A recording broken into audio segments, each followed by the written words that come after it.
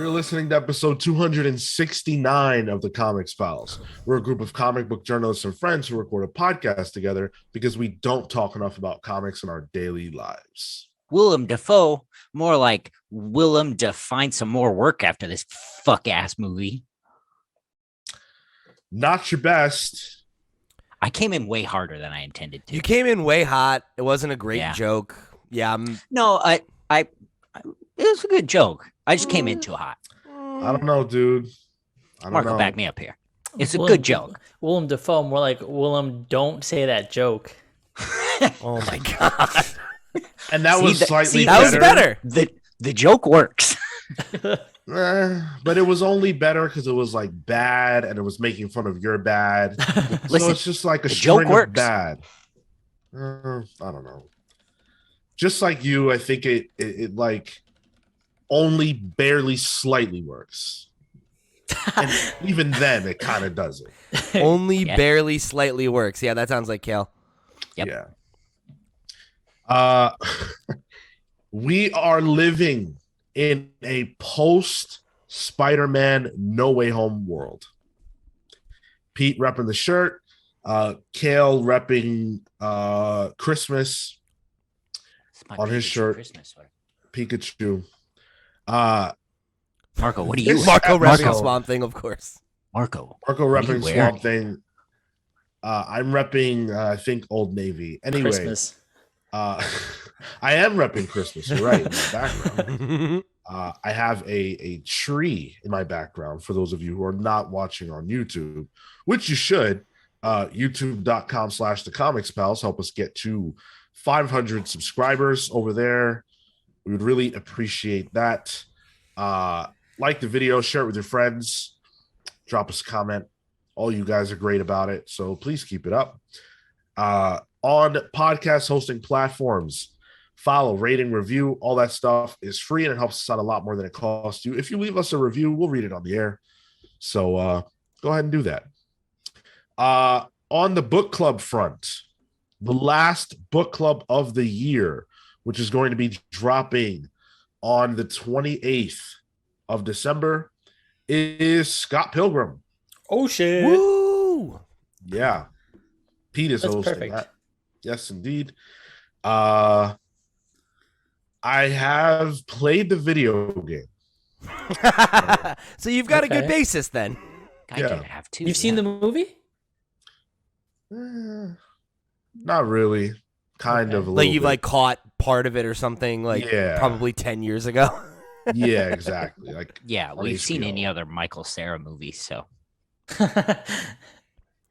Oh, that's right. Yeah, he is fucking yeah, disrespectful to Edgar Wright, but okay. listen, you picked a shitty lead. I can't help that. Yeah, I made the same problem a couple years ago. This guy from Texas I thought would work out. I don't know. You're telling me, and here we are. Oh man. A shitty lead. Listen to our Spider-Man No Way Home review. We are not reviewing it in the body of this episode, nor will we be spoiling it in the body of this episode. We want to make sure that anyone who wants to go into it without any knowledge whatsoever can trust that we will not spoil it for them. Speaking of which, if you want to know whether or not I am going to be watching all of the Pirates of the Caribbean movies, as per the bet that Pete and I made last week on the show, you're gonna have to tune in over there. You know what I was thinking about this bet. I was editing the weekly reviews this week, and you were talking about it with Tyler. This was like the worst bet you could have made because there's no victory for you. It was only if you weren't right, you had to do an awful thing. There was no win condition for you. On the review, I was gonna have a win condition, and I was gonna do it when we popped up there. Oh, okay. Great. Well, hopefully I won because I don't want to watch the Pirates movies, but I will say this. The caveat that Tyler threw in, whereby he would watch them with me, sounded pretty good. That makes it too much fun. No. Yeah, exactly. Yeah. Yeah, that would not have been Like, a I kibosh want- on that. vetoed. I want the people to see you going through it alone, Like, that's the thing. That's the content. I want to Atlas experience. just carrying the world on his shoulders, you know. I want to experience the first time Sean hears Jack Sparrow go, "Why? But why is the rum gone?" I didn't understand that. Yeah, well, I don't yeah, want to seen the movie. understand it. He's the worst pirate I've ever seen. That's you messed up the line. No, I didn't. Okay. All right.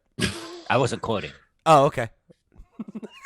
Fair enough. You're the I'm saying worst pirate. I've ever Sean's seen. the worst pirate I've ever seen. Me? No, I think I'd be a better pirate than you. No, Yes. you can't even eat a slice of cheese. Are you kidding me right now? You can't even move, you All he old needs- fuck. All he needs to do is eat limes, right? That's you got to avoid the scurvy. That's the big worry. I'll cut off my hands and my legs. What's the problem? Sean, you can can't eat limes, operate the right? ship. I guess. I don't know. All Well, right. I can drink Sprite, so. Okay, all right, good. No, it's the same thing. I think that's the same, right? No, it's not Lime the same flavoring doesn't prevent scurvy, is what you're saying, Marco? I don't think that's the same thing. I just meant like if I can drink Sprite, then I can probably eat lime. All right, okay. You I don't hope think so. I mean, shit. I can consume butter, but I can't eat cheese. How about that? But you butter not. God, dude. Dun, dun, dun, dun, dun. That's rough. Yeah, we have plenty of show for you guys this week that doesn't include Kale's shitty jokes. We'll see how it goes. Yeah. I mean, I guess it includes them because he's here. Those are the only kind of jokes he does. Mhm. But you know, we'll do our best. We have so many comic book announcements to get through.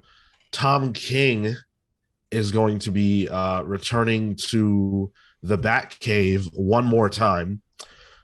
We've got a Black Label book that doesn't feature Batman or Joker or Wonder Woman, if you can believe that. Oh, okay. We know who the final member of the Marauders is, and I hate it.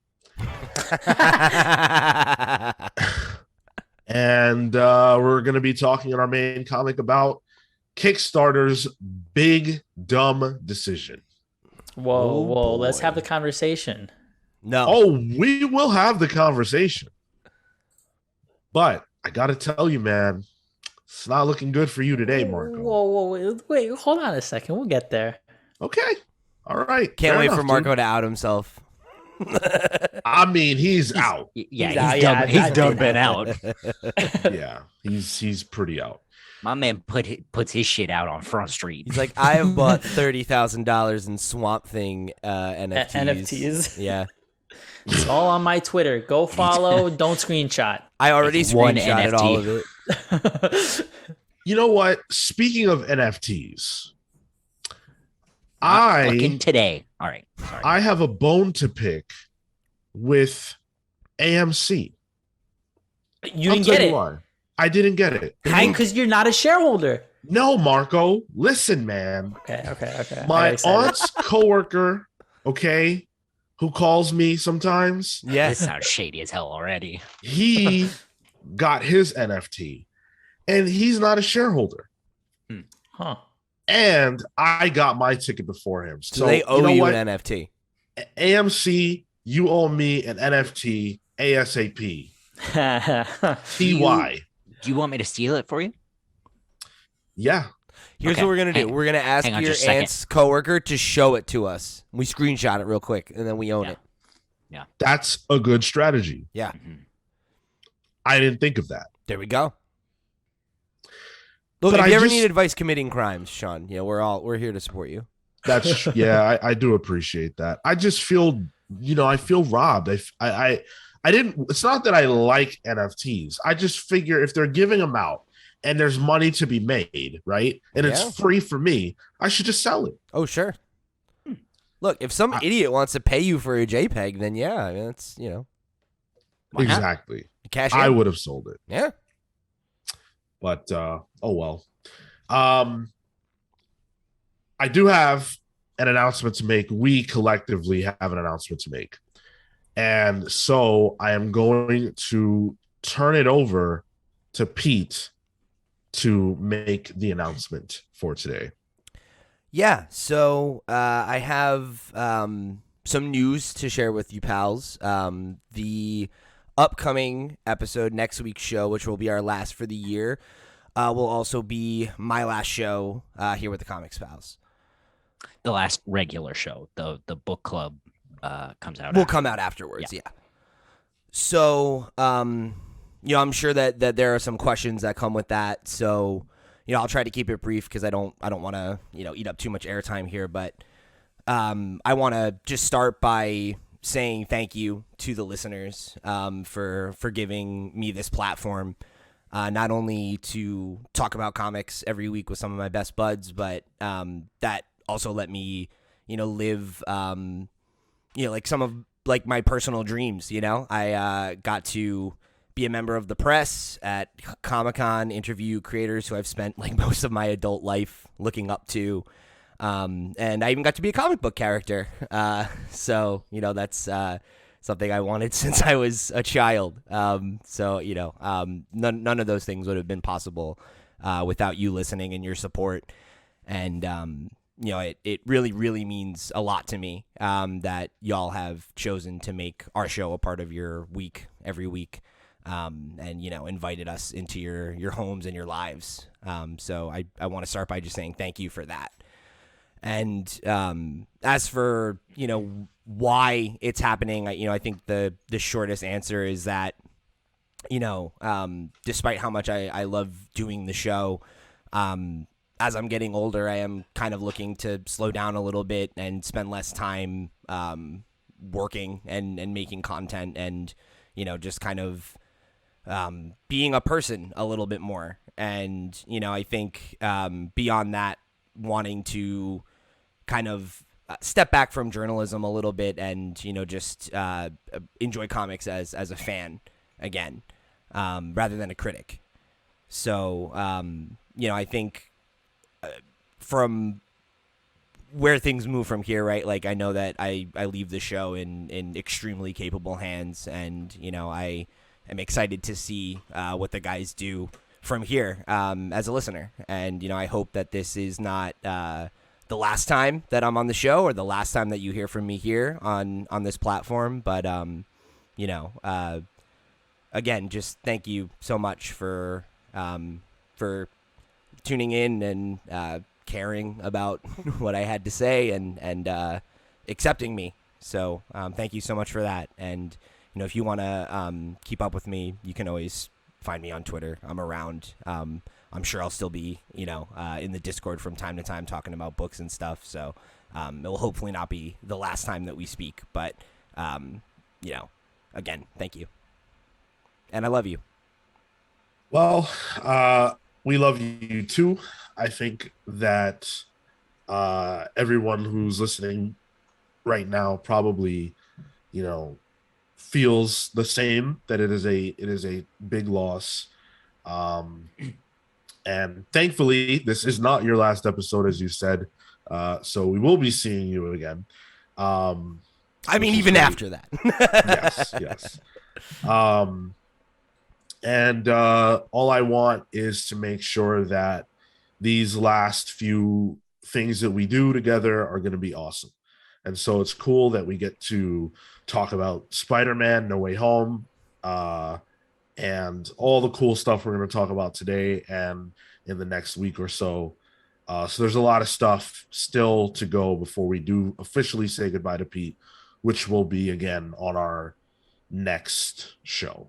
But we wanted to put that out there for you guys to know now so that it's not some crazy surprise in January when there's no Pete. Yeah, and if anybody wants to reach out or ask me questions or anything about anything, like, I'm an open book, so please talk to me. Well, that's not the end of the show. We've still got show to do, like I said. So we're gonna. Sorry, that's not it. No. Fuck, I gotta go make some calls. Still have about. Kale had errands to run today. Oh no. This was going to be it. Yeah, well, you were wrong, and you should know that. You should know that you're wrong. All right, listen. If there's one thing I know, Can you just say it? no, He'll absolutely not. never admit it. He will know it, but he will never admit it. It's a very straining part of my marriage. I needed that soundbite, dude. Sorry. Damn. All right. Well, let's move forward and keep the fun going. Let's get into the listener comments. We got one that we wanted to read this week, but it's a doozy, so we figure we just focus on this one. Pete, take it away. Yeah, so this one comes from Marley, who wrote in on our Made in Korea #6 review. And they wrote in and said, "Hey guys, I love your podcast and I always look forward to it, but I felt the need to speak up. I died inside listening to this because I'm trans and it feels like y'all missed the takeaway with Made in Korea. Yes, the ending did feel rushed, but with that last page reveal, the prior issues suddenly add a lot more weight and context. Jessie is trans and not a she-her. Jessie began to have a more masculine/male appearance earlier on and constantly felt confused and curious. The AI aspect of this book is an interesting way of navigating the trans/queer struggle, as we often face the same dilemmas. We exist, but since we repress our authentic selves, existence didn't feel human. Constantly questioning if we're fitting in, the home life battles, etc. It'll be fun to reread the series and trade with that perspective. Kudos to the writer, starting the hints off immediately with a unisex name. Anyways, I hope this didn't sound hostile. I love y'all." Well, first of all, Marley, thank you for writing in. Not hostile at all. And thanks for tuning in. Appreciate that that you love the show. Thank you. Yeah, Sean, do you want to... I know you all had like a bit of a back and forth on YouTube already, but yeah, do you want to respond first? Yeah, sure. So as Pete mentioned, we did have a back and forth on YouTube, and I appreciate, civility, of course. And so civility will always be returned in kind. And it's good to have the conversation, no matter what it's about. I think, I guess I definitely see where Marley's coming from. I felt that, Pete and Pete will speak for himself, but I felt that we had a conversation about that. I did listen back. We never explicitly used the phrase like trans, but we used the phrase transition, transcend, because that was sort of the language that was presented within the book. But I think we understood what the implication was. And the reason why I was referring to Jessie is because, at least as far as like I thought about it, and this could be wrong, but like when we were talking about Jessie, that was what, like, I didn't know what else to say. But when we spoke about James, which was not the new character, but who Jessie became, I thought we referred to James as he.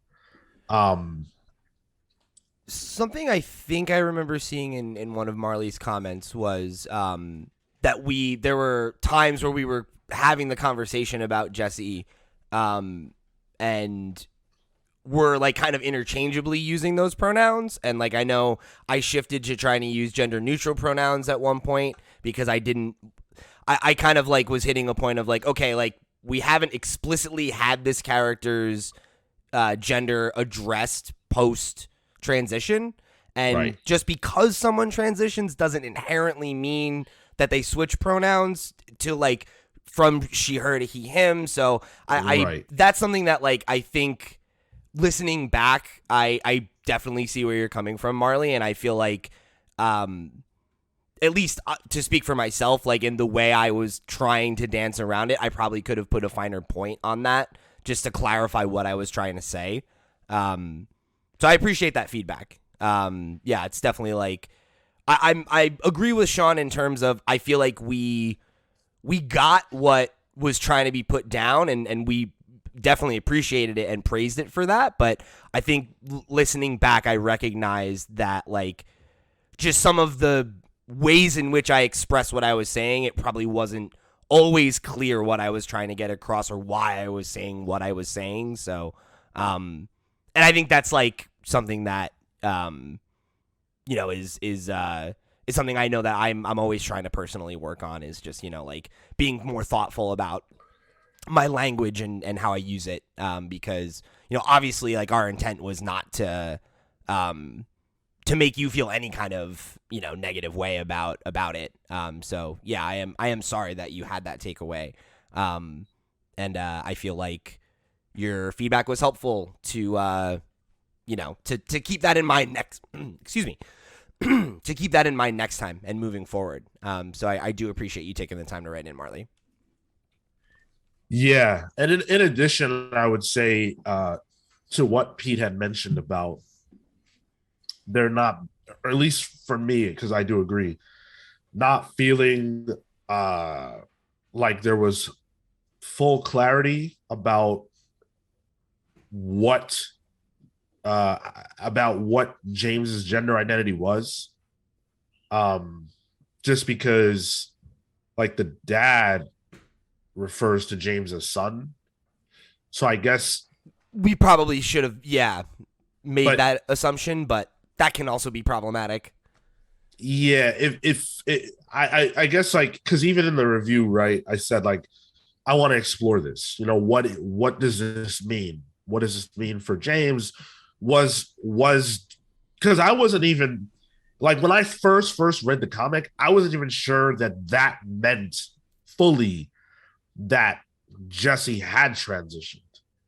I thought, oh, maybe Jesse took on a body that was available, but didn't care that it was a male body. Like, you know what I'm saying? Like that Jesse may not have seen that as mattering. And that could have been the point of the story, that it didn't matter. And I feel like, and, you know, again, I don't mean to speak for you, Sean, but to build on that, I also recognize that there are times, right, where like while experiencing really any narrative, right, but particularly queer narratives, right, as two people who are not queer, there are things like that will be obvious to you because it's relevant to your lived experience, and, you know, you're gonna clock those things better and, you know, in a way that we can't. So so I mean, like, there were a lot of things that retroactively I was like, oh yes, like this is clear, like this was building towards this. And I remember we talked about it in our interview with Jeremy last week, like the shopping mall issue. I guess that was issue 4 or 5. I think 4 was the school, where like I remember having that inkling and thinking that was something that maybe Jesse was thinking about or exploring. But I totally see where you're coming from, and again, I appreciate you taking the time to write in and do so in a way that you know, was like cool-headed and respectful and everything, and that we were able to have a dialogue about it. Yeah, the last thing we're looking for on this show is like all jokes aside, obviously, is you know, upsetting someone who is a listener and is just, you know, looking for us to have good informed conversations. That, you know, I'm never going to be upset about being corrected. So I appreciate it. No. It's definitely cool. We're cool for sure. And thank you. Yeah, and, you know, it would be easy for you to not share this comment because you were afraid of how it would be received, and I appreciate that you felt like you could. Yeah, absolutely. And we love you too. Yeah. Thank you so much, Marley. Awesome. And please write in again. Right. First time hearing from you. Yes, absolutely. I believe so. I shared with Marley the Jeremy Holt interview that we did, so I don't know if Marley got the chance to hear that, but I'm anxious to hear what Marley thinks. Please. Let's do the Pals polls. Start with Kale, with something that I know nothing at all about. Lupin the Third Greatest Heists collection. Lupin the Third. So Lupin was a manga and anime done by a guy called Monkey Punch.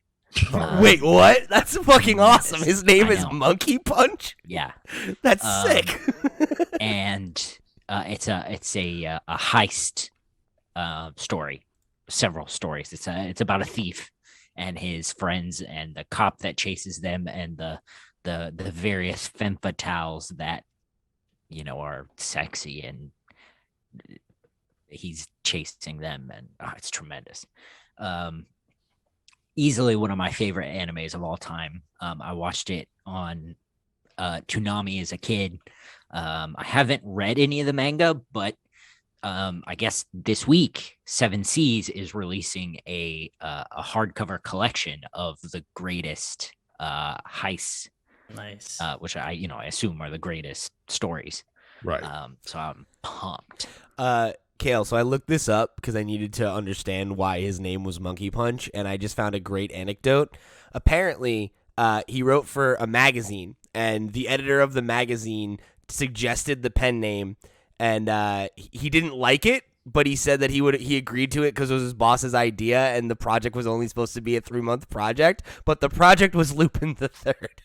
And it became so popular that he stuck with the pen name for his whole career. Unreal. That's crazy. That's how it happens. Wow. That's Raking so all that dough. funny. Oh, you want to call me Monkey Punch? Okay. That's wild. Can you fucking imagine getting stuck with a nickname like that forever? That's incredible. So this is obviously a manga, right? Yeah. Cool. Well, I hope you enjoy it. So, Kale, fuck out of it. supposedly, Kale, it's more graphic than the manga's supposed to be more graphic than the actual shows. So, Like violence wise or sex wise? sex and violence. Cool. Sweet. 10 out of 10. Yeah. Well, speaking of manga, I'm assuming this is also that because it's by Junji Ito, Deserter from Marco chose this. Yeah, bro. Junji Ito, Deserter. It's one of his short story collections. He puts out maybe 2 of these a year, and I always pick it up because I love his art. I love the horror storytelling, and it's just excellent work. So anytime that Junji Ito puts something out, it is on my buy list. Okay. Oh, your list is by. Nice. Oh, Very much shit. so. That's Dude, Junji Ito's stuff is so fucking scary. It's really fucking good. It's so creepy. Absolute master. wasn't he getting a show on Cartoon Yeah. Network? Yeah, they're It's still doing coming out. Uzumaki. Uzumaki. Yeah. I Adult think Swim's doing it. it should be coming out the spring of 2022, I think, no? I feel like it got Soonish, delayed, yeah.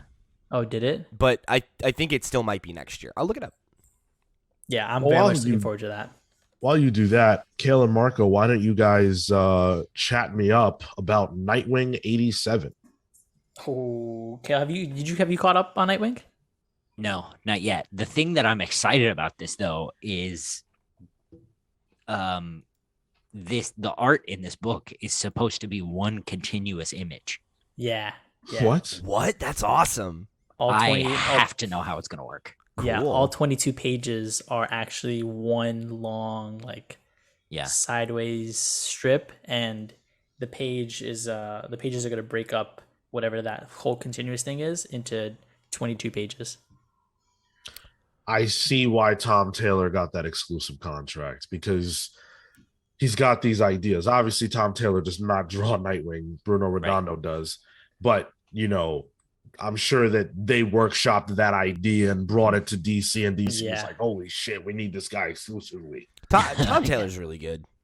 He's really he's done some great stuff. On this book, Redondo's been absolutely killing it. The way that he'll use when the same characters on a page and they jump around, but it's faded because you got to show that progression. I think what Redondo does is really unique in that it's not always that faded sort of art style to show that progression. He does it in different ways using differences in paneling, and then also in size and color. So it's not always the same sort of way to show that continuous motion all on one page. And this is going to be that culmination because it's all going to be one long thing, so you have to show it in a very specific and certain way to be able to communicate that. Interesting. Very cool. Yeah, I really want to check out Nightwing because Bruno's great. It's been And fun. obviously, Tom is great. But I don't think I've never followed the main Nightwing book. I mean, I've never followed a Nightwing book. So I think you now's get the a kick. time. You get a kick out of it because it also has Barbara, and she like comes on and off as Oracle, as Batgirl, and they have their relationship. So it's cute. Okay. She's doing both. She's moonlighting. Yeah. Yeah, that's Yeah, her she is. new. Yeah.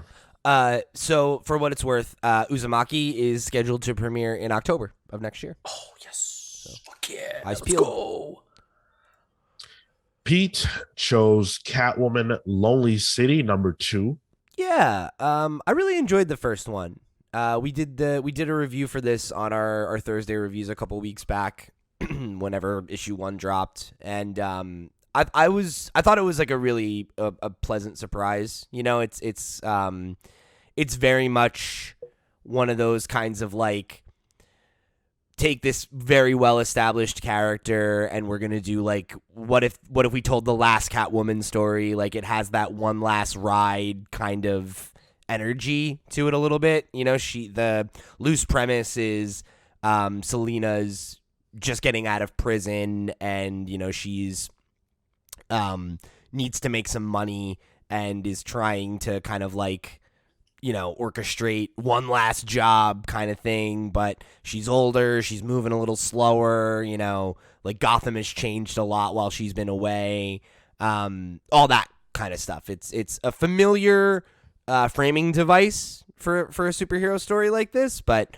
not one I've ever seen with Catwoman. And, you know, obviously, if you've seen any of the art, the style of it is just impeccable. Yeah. Immaculate looking book. Really, really taps into that like kind of classic noir vibe. I really enjoyed the first issue. I'd like to see where it goes from here. I thought it was brilliant. I think Catwoman lends herself to solo stories for sure. You know, she's one of those characters where like you just want to know what she's up to. She's very complicated and interesting. And the idea of like an old woman Selina story, you know, like an old man Logan, but with her, I think is really interesting. And they're doing a great job so far. And there's the whole, this is like kind of a spoiler, so maybe I won't say it, but there's like Batman's dead too. And she's like, people think it's her fault, but it's not.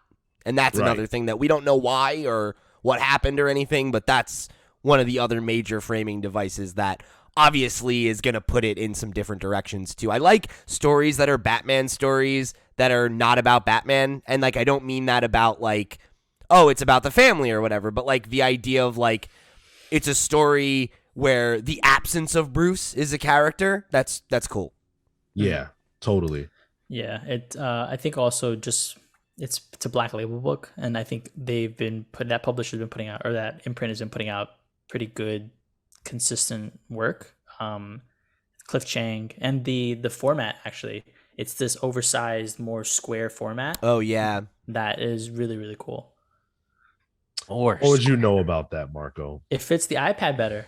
Oh, really? Yeah, it doesn't looks have great the on my letterbox. laptop screen. Got you. Yeah, I think this was my pick of the week it came out. So yeah, high praise. Check it out. Yeah, definitely. High praise to Radiant Black. He chose Radiant Black #11. Yeah, we will be reviewing that for our image reviews this week, so you can go hear our full thoughts over there. But yeah, coming off of Radiant Black 9 and 10, which have done some really cool stuff, feels like the book's got some momentum. So check out our thoughts on #11. Awesome. And then for me, I chose only one book this week, and that is Batman One Dark Knight #1. This is Jock. This is Jock and Jock. Jock writing, Jock doing art.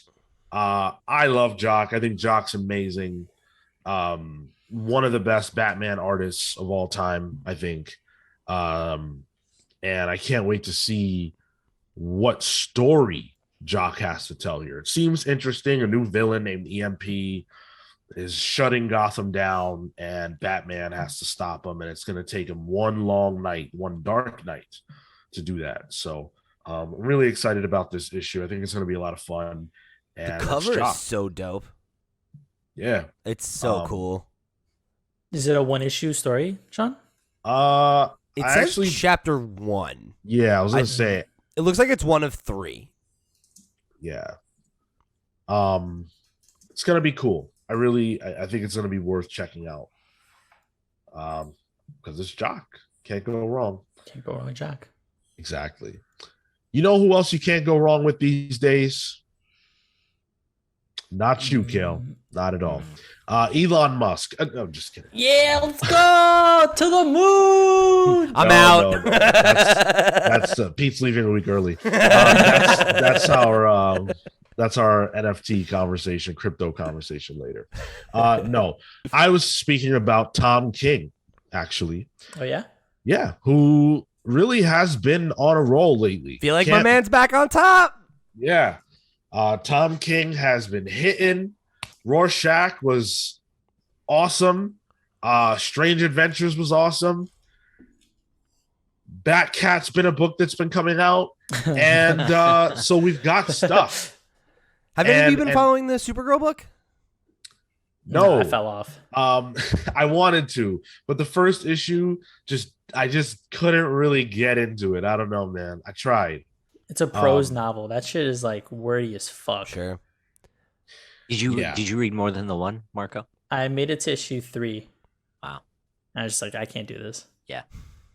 But hey, Human Target's really great. So yes, it is. His on-base percentage these days much higher than his misses. I agree. We're back to like 2016, 2017 Tom King. So we've got a new book announcement from the one and only, and he's going back to Gotham. You're going back to Gotham, Can't Tom? stay away. He can't stay away. No. I thought after the Batman fiasco, where he got pulled off the main book and got the Batcat, miniseries, whatever it is, as compensation, I thought that would be all. I figured my man was never going back to Gotham. But not only is he going back to Gotham, he's going back and bringing along with him Catwoman, Penguin, Killer Croc, Riddler, Penguin, and David Marquez and Alejandro Sanchez. Let's go. For this huge series called Batman Killing Time. It's going to be a mini. It's in the past. It takes place in the past. And basically it's going to feature those villains that I mentioned trying to steal from Bruce Wayne, apparently. Sean, here's the real big the big kicker, right? Is that it's actually 6 issues. Yeah, that's a good point. Half really? of That's what it? we're used to. Huh. Especially cool. for a Tom King joint. I'll only have to wait a full year to get the full experience then. No. David Marquez is great, man. David Marquez is, you know how they have like those Stormbreakers from Marvel, which we always make fun of? Young Guns. The Young Guns or whatever. Yeah, David sure. Marquez was whatever that was called in like 2014, 2015. Yeah, I remember. Yeah. He did Civil War. Brilliant artist. Can't get enough. Love that guy. He'll get it done. We won't have to wait. Kale. Oh, I'll wait.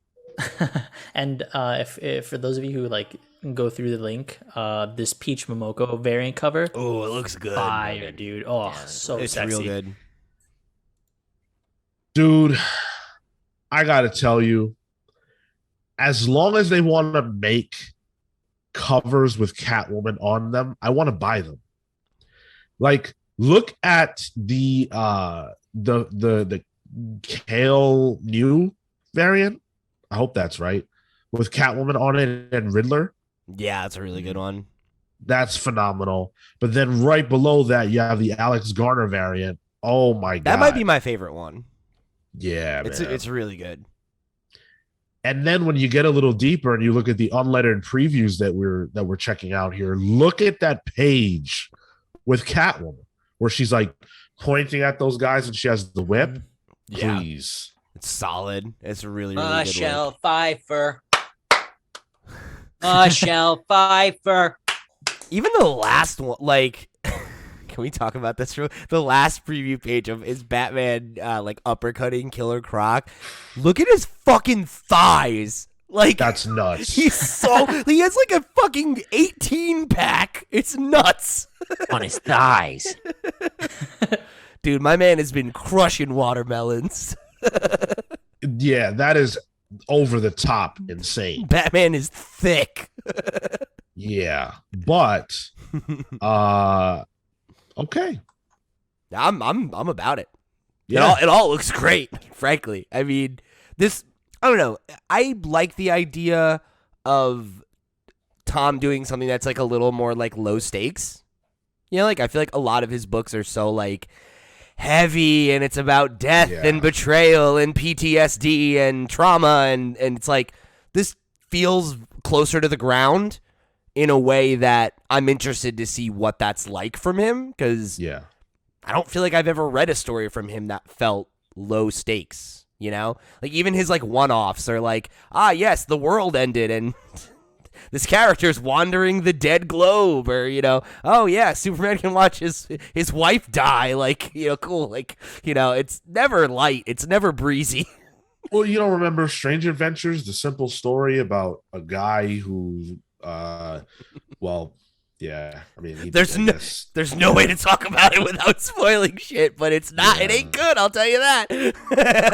All right, well, what about Rorschach, the simple story where the guy was, they assassinated the president, and all right. We could Omega Men about the irrevocable damage of war. That's that's Vision. It's a nice story about a family. Oof. All right, got me there. So, I mean, look, I think if Tom's going to tell a simple story, it will obviously be through Batman, and we have historical evidence for that. Remember the main Batman story where Batman was going to get married and then he didn't, and then Alfred died. All right, well, at least it'll probably be good. That, yes. I'm looking forward. Yeah, I'm looking forward to it. All jokes aside. Yeah, absolutely. There are so many comic book announcements that we're about to dive into, and like, it's just nuts. This week was all comic announcements. This is, I guess, like both companies put out their solicits for the next few months, and so we're just diving in. So hopefully we talk about books that you're interested in. I mean, they wouldn't be here if I wasn't interested in them. They all look phenomenal. And real quick, I just want to get the date on when we can expect March 1st for Batman Killing Time for anybody who's looking forward to that. So that should be cool.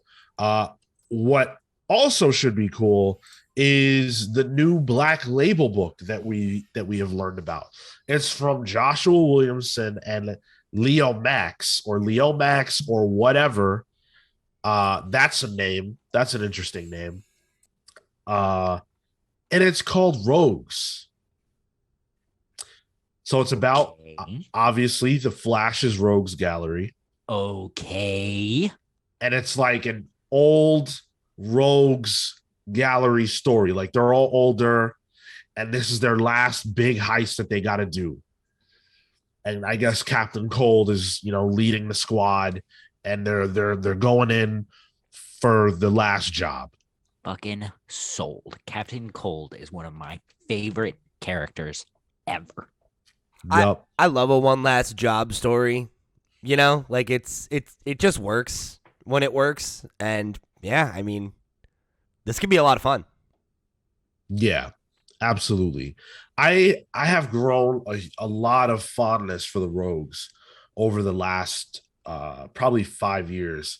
I never really got why they were such a big deal because they all kind of suck, but I get it now, and I've gotten it. But like that's why. Yeah, it kind of is why. Like they kind of suck, but then they have their moments where they're extremely dangerous, which I really like. And the Joshua Williamson Flash run, I couldn't stop talking about it while it was going on. I talked about it a lot here. So for Joshua Williamson to be returning to those characters is really exciting to me. Yeah, back in the day, with I think it was Jeff Johns, some of his rogue stuff, he made like the top a fucking insane character that was our Mirror Master. They both had crazy storylines that were incredible, and made them truly legitimately terrifying. Because like when your arch enemy, we're not talking about Batman, who's a rich asshole. We're talking about someone with actual powers, right? Right. How are you gonna rob a bank in the city where the dude is literally a speedster? Yeah, right. Like, and you gotta survive that and be a criminal. These dudes are the best. I gotta show my cards here real quick. As someone who knows so little about the Flash, I didn't realize like until we started talking about this that this was the name of a team. I thought it was just like a clever name for the book. I was like, oh, this is like an established squad of all of Flash's goons. I didn't even know they did that. They're barely a team. That's just what they call themselves because they always have to team up. Because they can't deal with the Flash otherwise. Yeah. And they still can't. Yeah. You know, that had like big Sinister Six energy of just like, we're all pretty ineffectual at this shit. Like, but they're so much worse than that. Because like the Sinister Six has like Green Goblin, you know? Yeah. The Rogues have, Mirror Master. Fucking like, Captain Boomerang. they have Captain Boomerang. My man is okay. The Flash, right, is the fastest being of all time. Mm-hmm. Captain Boomerang can throw a boomerang pretty well. That's quite a difference. Straight up, just like move to a different city. Right. But the problem is that the Flash will just go there. Yeah. The different city is what? Metropolis? or like fucking and they've addressed this. Like, why not go to Gotham? Are you kidding?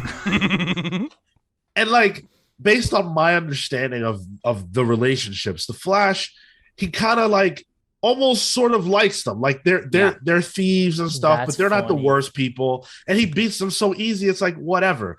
If they were to go to like Gotham, they'd get the shit beat out of them. Like, it's not bad. They'd probably get killed by Batman's villains. Yeah.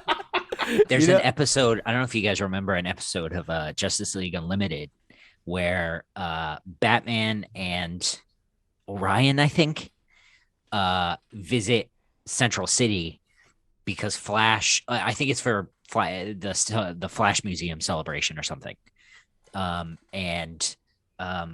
What's his name? The Trickster goes around, he's being an asshole, and he ends up in a bar and he's drinking, and they find him, but he's just drinking. He's not hurting anybody. And the Flash comes up to him and he goes, "Hey man, you free to take your meds today?" And he's like, "Oh, yeah, I knew there was something wrong." And Batman and Orion are like, "That's it? You're not gonna like arrest him or beat him?" And the Flash goes, "Oh yeah, right." He turns around and goes, "Hey, when you finish with your beer, make sure you turn yourself in." And the Trickster goes, "Yeah, okay, I got it." So it is a lot of fun, and this book seems like it's gonna take the concept of the Rogues and kind of give them a last story ever kind of thing, which I'm into. Gorilla Grodd it seems like it's gonna be them against him. Like they have to infiltrate Gorilla City, which is now like a fortress, and Grodd is like a major threat, like a big boss type villain.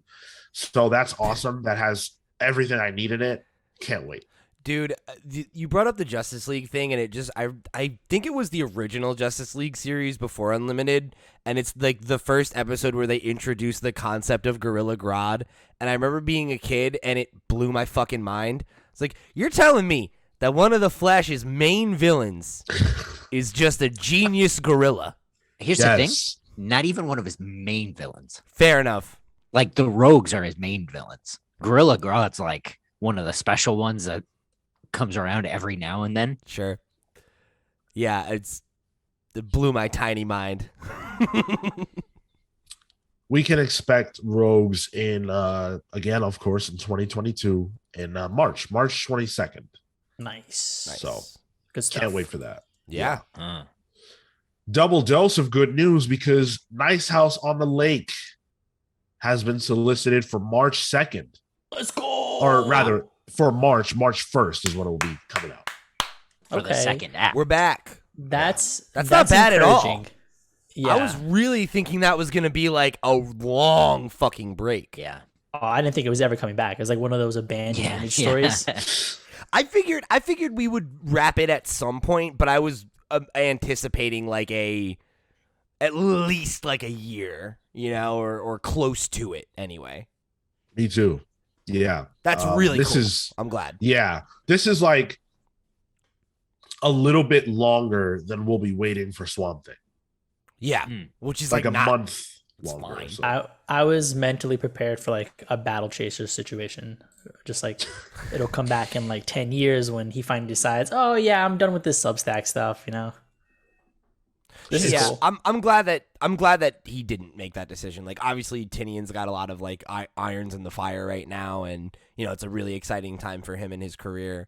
And that's dope, but I really like this book, and I would love to have it resolved while it's still like fresh and hot. Yeah, like while I'm still in it, Totally. like while my emotions for it are still there, and like the idea of waiting like 2 or 3 months is like, oh, that's fine. We had way longer delays than that when we were fucking following Doomsday Clock. Yeah, like we've waited longer for books that were not like on hiatus. Yeah. That were just delayed that long. The fact that they announced that it was going to be on hiatus, like, probably was ultimately a really, like, that softened the blow, because we're like, oh, fuck, it's going to be, like, forever before we get to finish this. We even said that in the review, is like, oh, it's so hard to feel high on this issue, not knowing when it's going to come back, and it's like, oh, it's a totally normal amount of time to wait. No big deal. I'm in. Totally. I think the only mistake that they made was making that announcement before the last issue came out. But other than that, if they just said it now, would have been like, oh, cool. Yeah. This could have been the news article. Like, it's going on hiatus until March. All right. Yeah, absolutely. Especially because it's like the trade is coming out. So, like, all of these things at once is a perfect announcement. Hey, the book's taking a short break while James works on some other projects. Volume 1 is out. It'll be back in March is, like, such a clean narrative. Like, totally. I don't think we would have even clocked that. We didn't clock it for Swamp Thing. No. Yeah, it's like, all right, cool. Nice little break. Yeah. I wonder if something didn't just, like, change, like, within his own schedule. Because the way he made it seem when Tinian made the announcement was like, oh, I'm going to focus on a bunch of other stuff. And maybe they came back to him with something. I don't know. Or maybe he saw the reaction of how many folks were disappointed that it was going to go on break or whatever and like move some things around. But who knows? Yeah. Happy either way. Exactly. Yeah, I'm just happy that this is what it is. This is cool. Am I wrong in remembering a TV deal of some kind? For this show? For Nice House? Nice House? Not to my knowledge. I don't think so. Okay. So many TV deals flying around the For industry. what it's worth, it would probably be a good TV show. I could see this as like an HBO mini or something. Oh, without question. I mean, you already have the history, the television history with like Lost. It's a very similar show, a set group of characters stuck in a specific place who have to figure it out. It'd probably be pretty cheap to produce too when you think about it, right? Because like almost every episode is a bottle episode.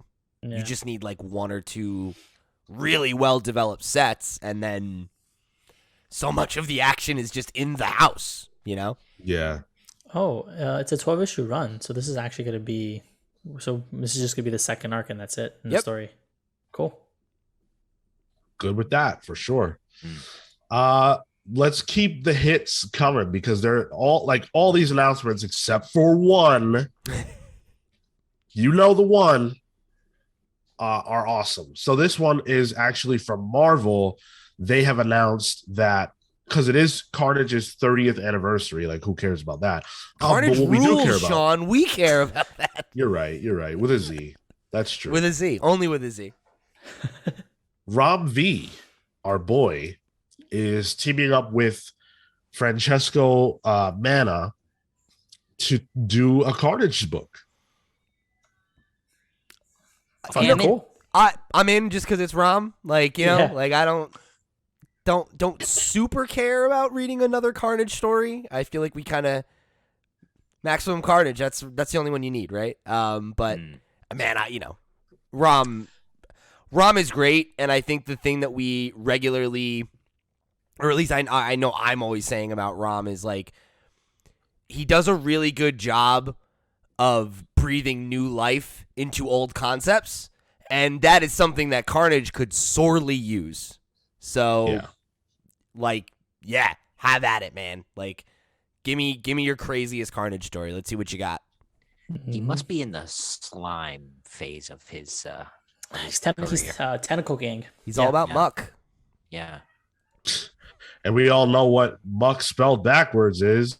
Oh, don't say that.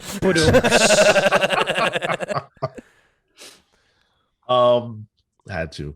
Yeah, I think this is cool because as weird as it seems to pair someone who is as thoughtful as Rom V with a character that is as thoughtless and chaotic as Carnage, I like it because you have to add some depth to these characters. And if you're not adding depth, you're just going full on nuts. And I think Rom can do either one of those. In fact, I think he can do both at the same time. And that's what's going to be exciting. There's some quotes here that I think are pretty interesting. They're like talking about it being like a horror book to some degree, and like this is from Johnson. He says, what makes Carnage such a fun challenge to write is that everyone thinks they know what to expect from him. I'm a huge fan of horror stories in any medium, and getting to lean into the unbridled violence and terror of Carnage while also finding new ways to subvert reader expectations has made it a complete thrill. Perfect. That's the note you need to hit. Subvert my expectations. Don't give me another Carnage story. I've read enough of them. Absolutely. Oh, that's for... Wait, Johnson? Philip Kennedy Johnson? It's... oh, no. Who is that? Is that the editor? That's Philip Kennedy Johnson, actually. Yeah. Okay. So this is a separate book, Carnage Forever, that he's talking about. Yeah. So the Rom V quote, Okay. The Rom quote is, this Carnage story is very likely to become the most twisted thing I've ever written. The killer symbiote has gone through some pretty significant changes in recent times, and I've been left with an opportunity to do something new and inventive with the character and the kind of stories you might expect to find in a Carnage book. This is my kind of horror, as frightening in its implications as it is on the page. This is a devilish, scary Carnage, and he's setting out to discover just where the bounds of his abilities really lie. Pity those caught in his wake. The Marvel Universe is not ready for what Carnage is turning into. Love that. That's cool. So wait, there's two books. It's Extreme Carnage and Carnage Forever, and is Extreme Carnage... So Carnage Forever is the anthology series. Got it. That they're doing. And Carnage is just the book that Rom V is writing. Got it. Extreme Carnage. But Rom's working on that one as well. On Carnage Forever, it looks like it looks like they're doing a story in that too. It's like a special. It's like a one shot, and there's a bunch of writers and stuff there. Yeah, Extreme Carnage is something that happened already, though. Thank you. Okay. So yeah, this could be cool.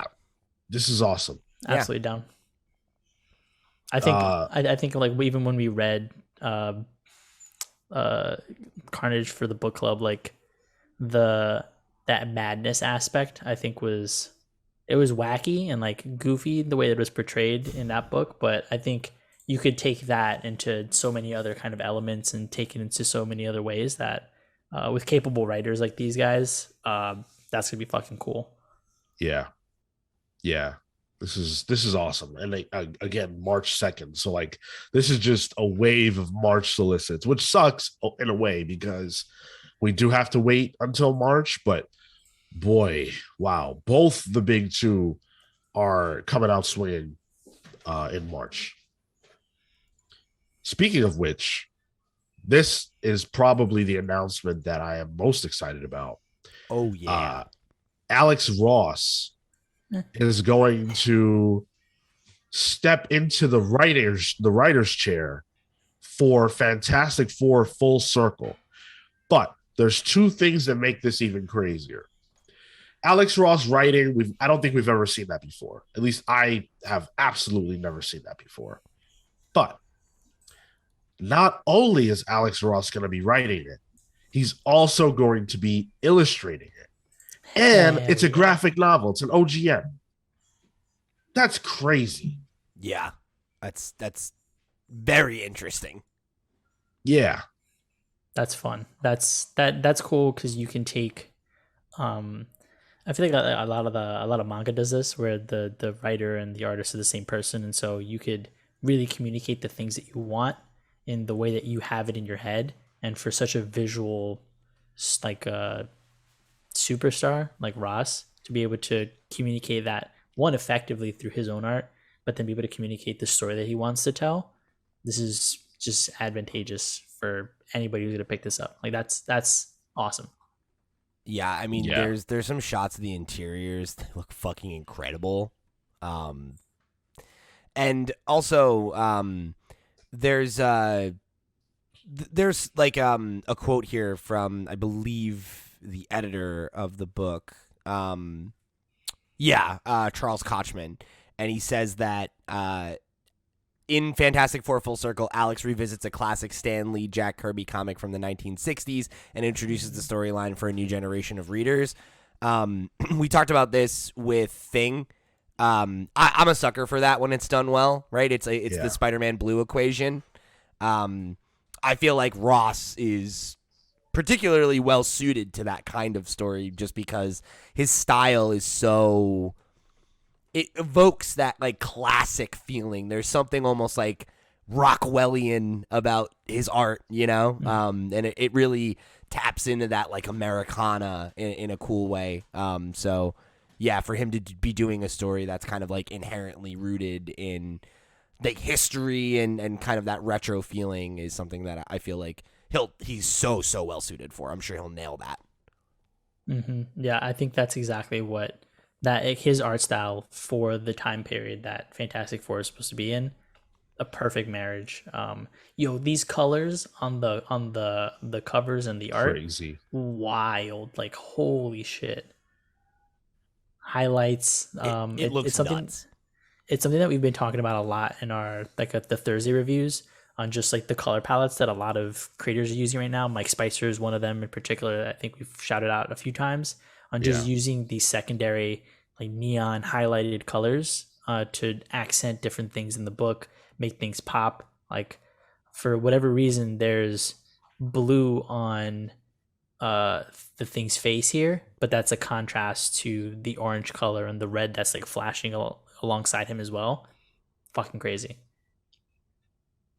And Ross makes mention of the fact that this is one of the greatest artistic experiments he's ever attempted. What the hell does that mean? So his style here is so much more different. Usually he has these like lush light from nowhere situations where that I kind of find off-putting because sometimes you'll be out, like you'll be indoors in the context of the story, but somehow there's this flashing light that casts this shadow across somebody's face and whatever. He has that kind of stoic look to his art, But here it feels so much more controlled. Like the art isn't coming, the light's not coming from nowhere. The use of additional detail is oozing on the page. Like usually he'll have space for people to just kind of exist, and they take up whatever space they take up. But here, even within the space themselves, the characters themselves, there's just detail inside each of that, and you can see that in the second set of the page where they're looks like they're dissecting somebody, and there's just intricacies everywhere. You can see the texture on the thing's face. You can see the way the shadows and the light bounces off of Fantastic's face. There's just, I can see that. If he's excited about that from an art perspective, I'm hyped to pick this up. It also looks very Kirby-esque in the Alex Ross way. Yeah. Yeah, and like, I feel like it's you want to have something that feels like true to those roots and that style without just aping it, and that's a tough line to walk. And this I feel like is really hitting a good. I mean, based on this one page that we're seeing, Yeah. It seems like it's hitting a good middle ground there. It looks, painstakingly Yes. done. Yeah. Walked that line. Yeah, and I'm about that. I love Alex Ross so much. He's brilliant. And, I mentioned earlier Jock being one of the greatest Batman artists of all time. Alex Ross is one of the greatest comic book artists of all time. There are people that don't necessarily like what Ross does, but I feel like when you talk about iconic images of characters, a lot of the time I think you're talking about Alex Ross stuff. I really do. So yeah, Especially for certain characters, like Superman. his Cap. Superman is so fucking iconic.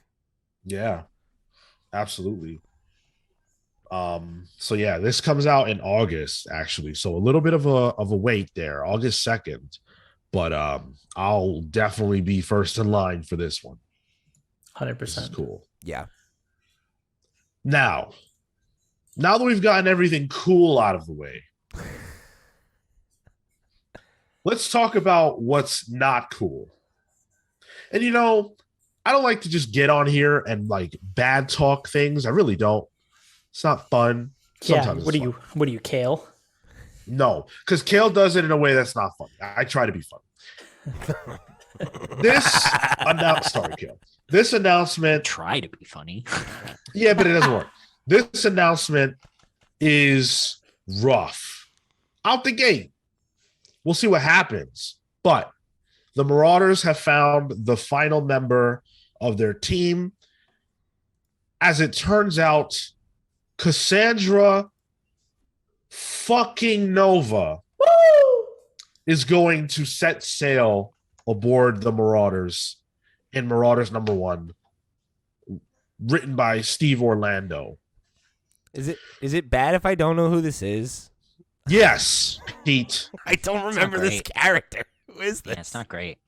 Cassandra Nova was introduced by Grant Morrison in their new X-Men run, where she is the person who committed genocide in Genosha. Oh no! 16 million or some odd mutants. Fuck!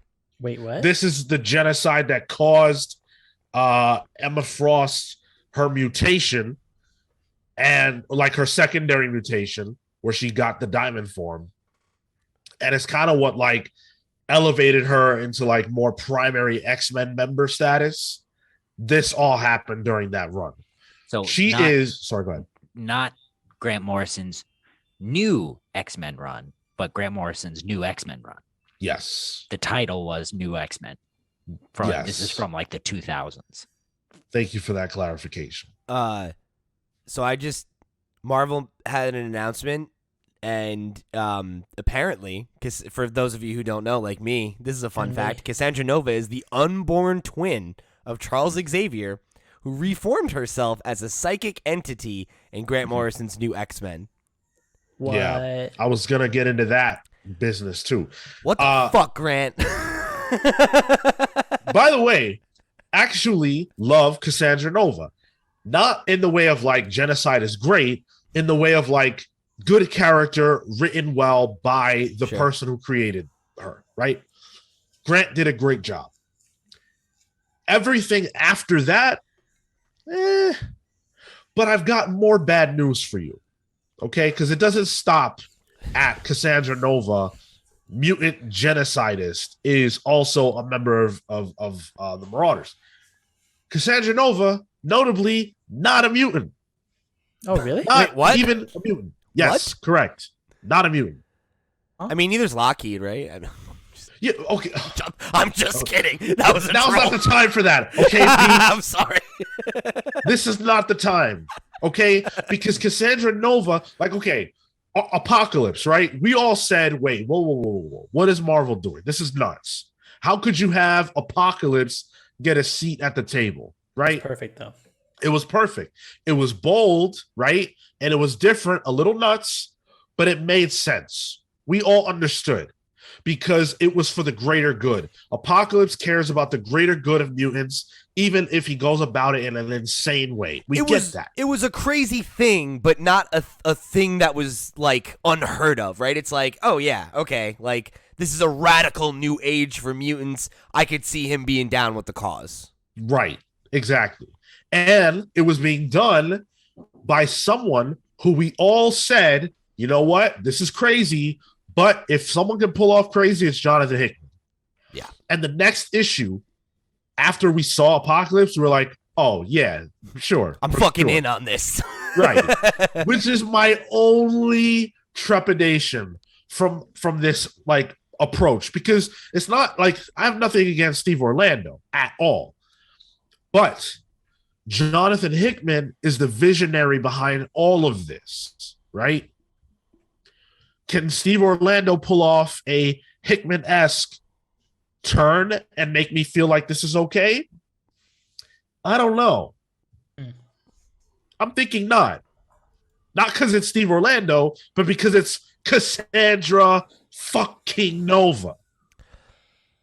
They are pirates, though. So I mean, pirates aren't good guys. you're not a good These guy. ones are, though. Their whole thing is that they go to. Are they? Yeah. Pirates. I mean, yes, but like the entire mission statement of the Marauders is to go to countries where mutants can't freely emigrate out because they're like refugees and liberating them. Like that's pretty good. That's pretty good guy behavior. I mean, I guess maybe you They could steal a lot, though, don't they? That's true.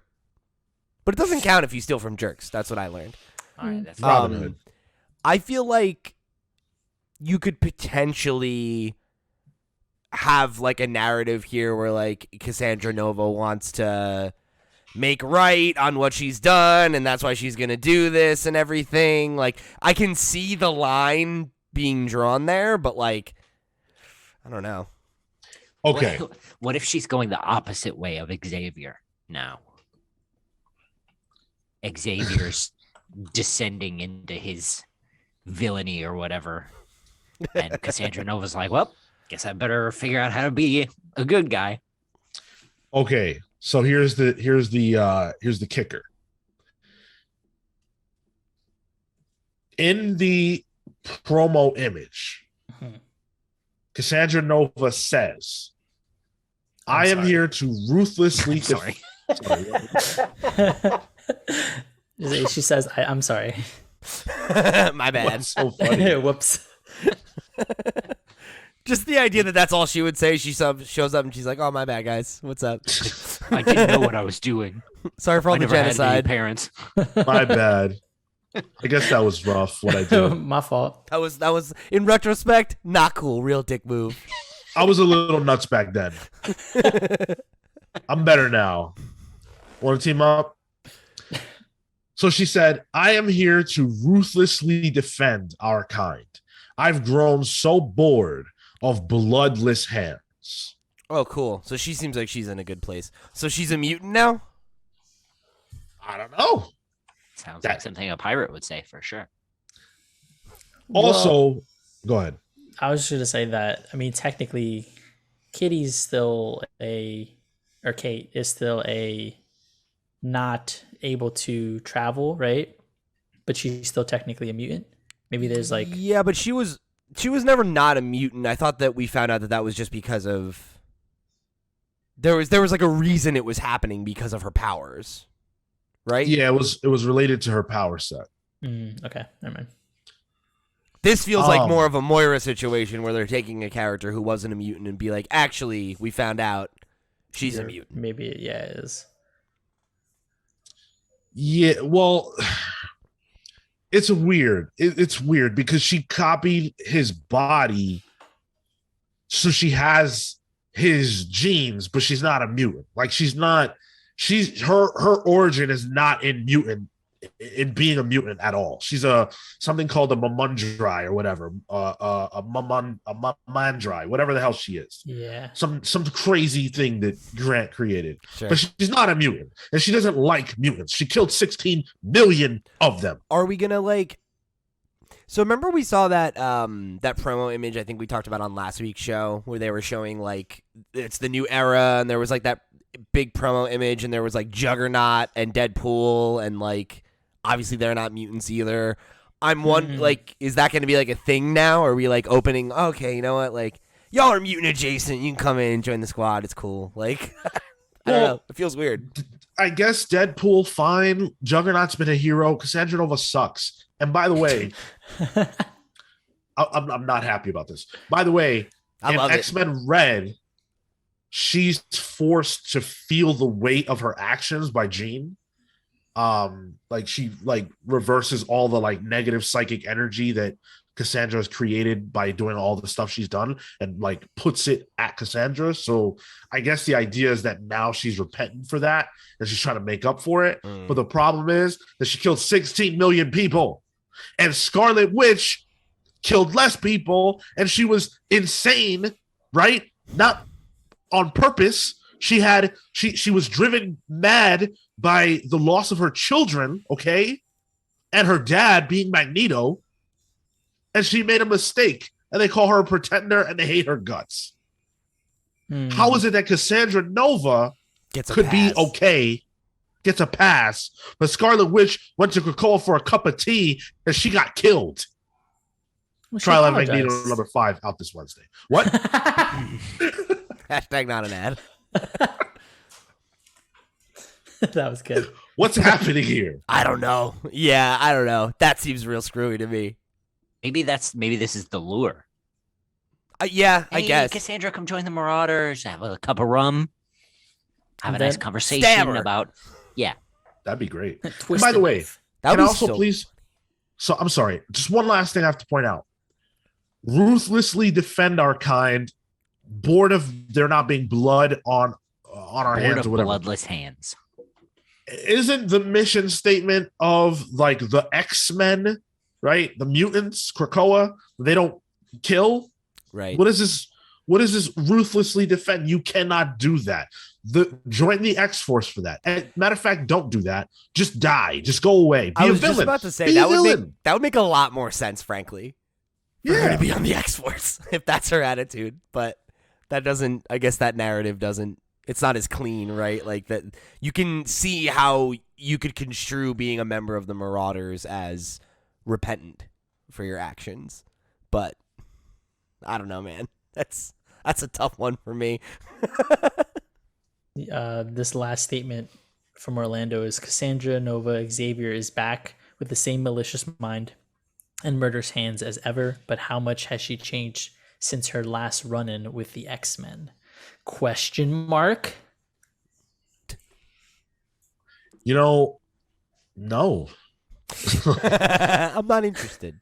I'm not taking the bait. And let me say this last point. Okay, I know I said the last point was my last point, but this is my real last point. This is actually the perfect place to put Cassandra Nova. And the reason is because they're putting her in the pirate book. I already am not inclined to like it. So go right ahead. That's where she belongs. I can ignore it. Wash my hands. Call it a day. Do whatever you're going to do, Steve Orlando. Do whatever you're going to do, Marvel. I'm not going to buy it. I'll buy it. There it is. It feels like Legion. Remember when Legion was first teased in Way of X? Yeah. Like this kind of it's probably going to boil over and be a bunch of nothing. But Legion's not bad though. But he's a very compelling character with a crazy history. Yeah. And his presence has implications. Yeah. A character with the gravity of Cassandra Nova is on this D tier book. Like, so. Gotta have a draw. I don't know, man. I don't know. We'll see. If it definitely feels like hey, we need an insane hook to get people to buy this. Let's bring Cassandra Nova out. And fine. If you got a great story, tell it. But on its face, I just can't get with this. And it's like, especially in the wake of the announcement about Hickman leaving and all that extra stuff, it just doesn't feel right. But we'll see. All we can do is wait and see. Yeah, I think that context makes it tough to get excited about this kind of announcement, but try to reserve judgment until then. Yeah, personally, I've grown bored of Bloodless Hands, so. Oh, here comes the robot uprising. Oh, no. Robots don't bleed. No, but they can get blood. That's true. Oh, shit. That is true. I'm worried about the people in Marco's life. Huh? You heard me. Maybe this will brighten things. I don't have a lot to say about this personally, but there's a Gambit book coming, and it's by Chris Claremont. No thanks. What? Come on, that's cool. Nah. What? Wait, whoa, wait. Look. Here's my thing. I don't have anything like Chris Claremont, one of the all-time great X-Men writers, right? I mean, no disrespect. I gotta be honest with you. I don't care about Gambit in the context of like him being by himself at all. What? Yeah, never. My hot take about Gambit as a character is that Gambit is popular because Gambit was in the X-Men cartoon and his powers look cool. Yep. Like he's got the pink cards and he's got a cool staff and his outfit is like the most 90s fucking outfit of all time. Like he was a perfect character for that time, but I feel like he has the same energy for me as Deadpool, where it's like I prefer him in the context of an ensemble cast. I prefer him not to exist. So Gambit's cool. Like I don't. No. Wait. Well, no, that's the problem. Gambit is cool. He's too cool. That's the thing. That makes for a great book. I don't understand. No. I feel like he has like coolness.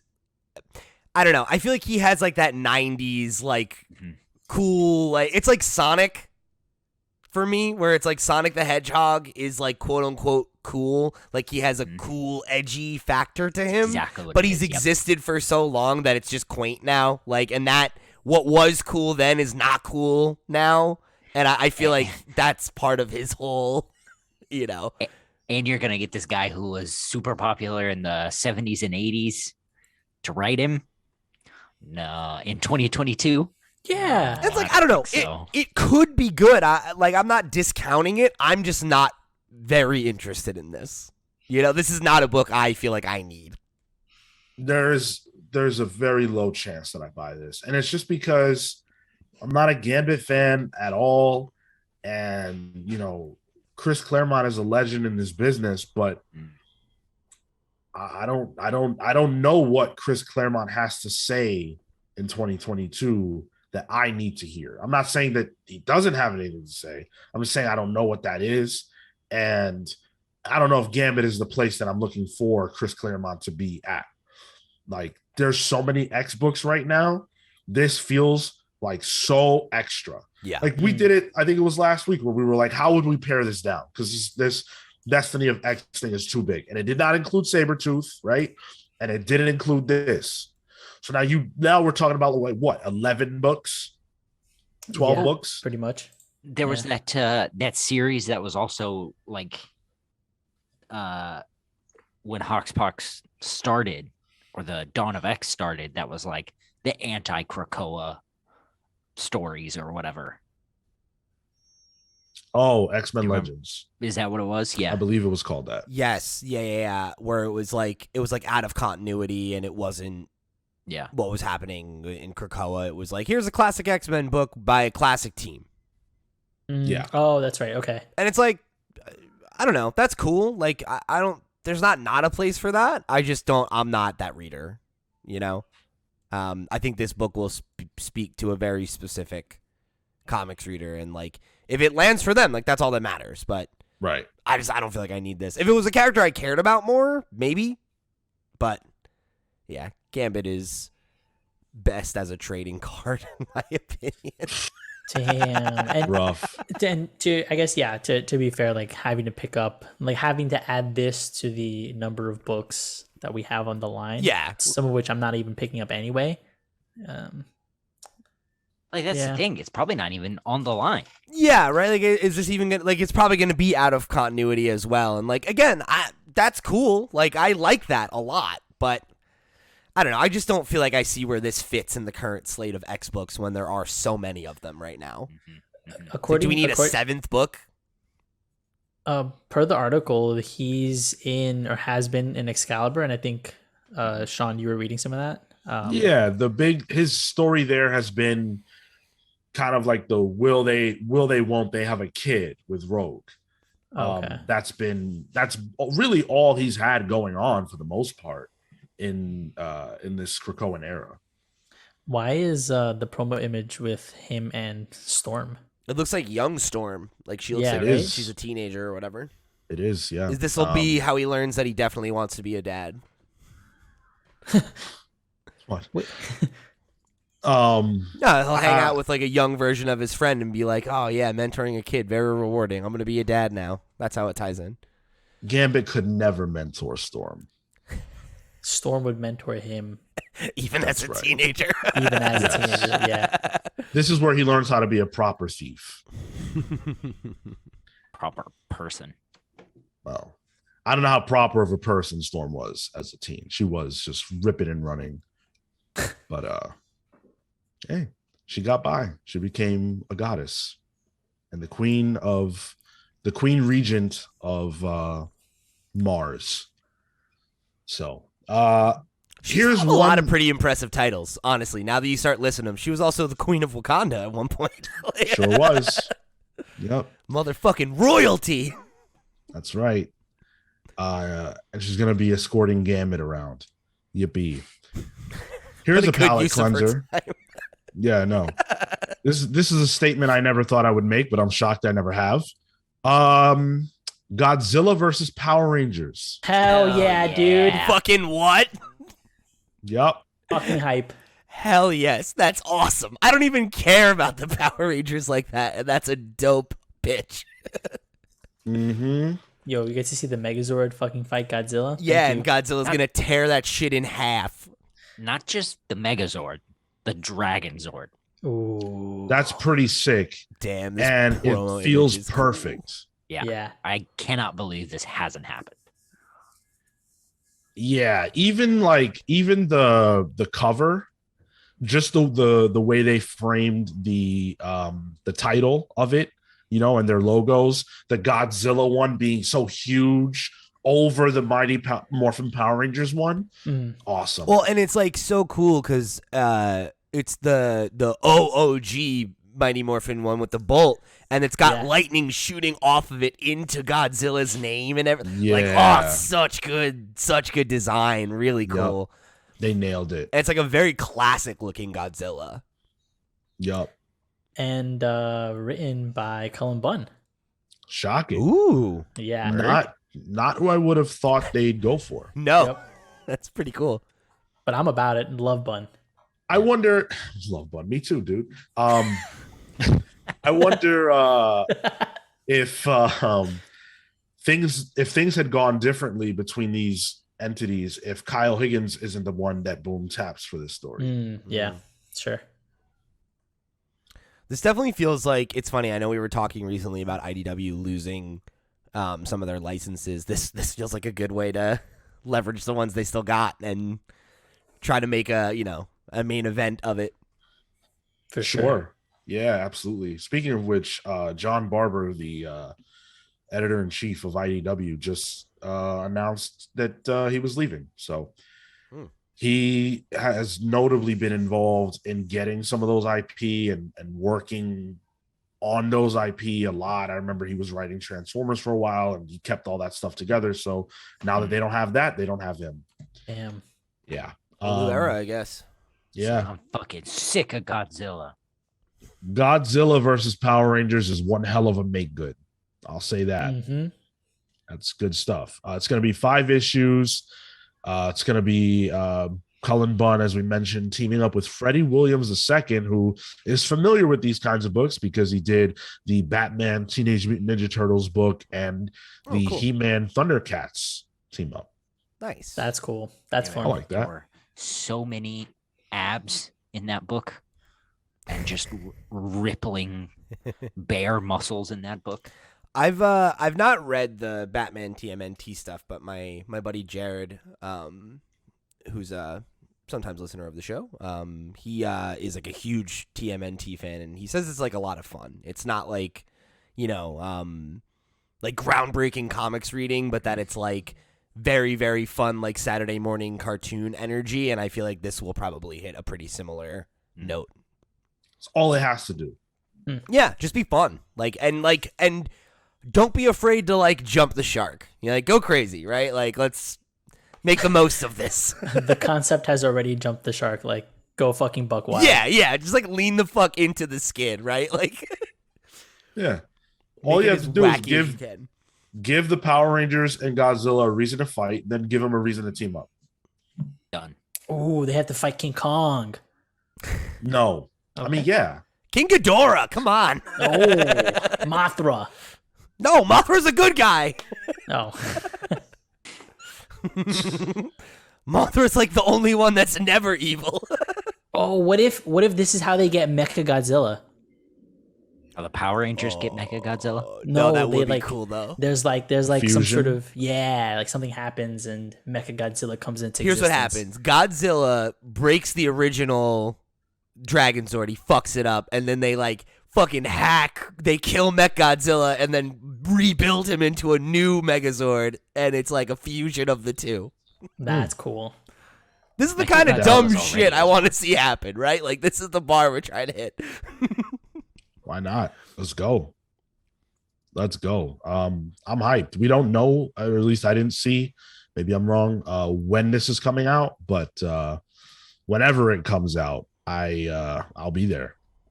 This is sick. Yeah, let's go.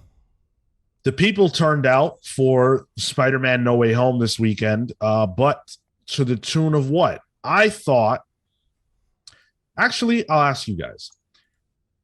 If you have the article pulled up, you have it pulled up. What do you think the projection is for No Way Home? Ooh. Pretty high. I pulled it up. Sorry. All right, you're good. I didn't. So,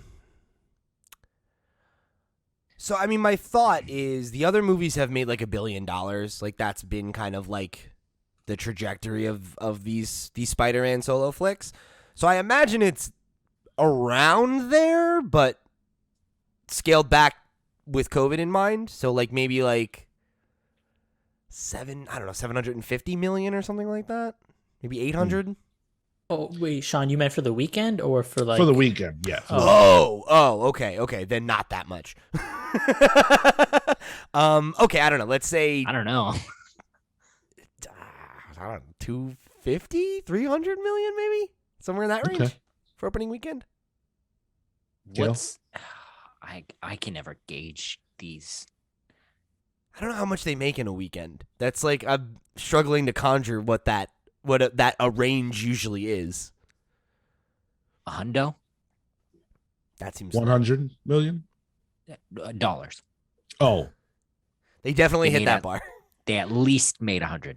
I think they made that off me with the damn ticket prices these days. Yeah.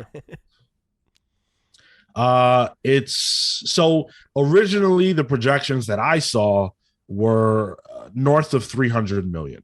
But Damn. according to Deadline, as of Friday midday, that had been adjusted, and now they were looking at around between 238 million to 250 million. And that it would have to something something catastrophic would have to happen in order for it to see less than $200 million. Omicron. You mean like a new variant of a pandemic? That's No, because that apparently did nothing. Like, shit is already in full swing, bro. Dude, I haven't seen the movie theater building. Like, forget the actual like theater that I was in, but like the building, I haven't seen it that packed since pre-COVID. It was Agreed, and like, well before, right? Like, I think it's Endgame, right? Like, that's the last time I saw a movie theater this packed. Yeah, I would say so. Yeah. According to the deadline, it says that it's the second best opening day in the history of the domestic box office, behind only Endgame and ahead of Force Awakens. So that's fucking nuts. I did not think it was gonna. I mean, I never underestimate the power of Spider-Man, but like, fuck, like that's wild that they were able to hit that and have like a record-breaking opening, not even weekend, day. When, you know, before this, seemingly, right, there's been no movie that's felt like it's totally unaffected by, you know, the context of the movie-going reality right now, right? Like, there's some amazing context. Like, so comparing it to another pandemic movie, Black Widow made $13.2 million in its Thursday, which they refer to that as preview night. Mm-hmm. But talking about other like pre-pandemic movies, 15 million for Spider-Man Homecoming. What? Unbelievable. That's it? Okay. That's it. Holy shit. That's it. That's at a little bit of a different time. I think people were a little trepidatious because of how rough Amazing was. Our third Spider-Man reboot. Right, exactly. I think there were some feelings there. But yeah, that's amazing. It's spectacular. It's awesome. And go see it. Really thought you were You gonna said go for amazing, a full, spectacular, and yeah. then awesome, and I was like, I really thought you were going to say like friendly neighborhood. Yeah, right. Sensational. Sensational. I should have said sensational. It's web of. Yeah. Web of. We can't talk about it. It's the many lives of. It's it's avenging.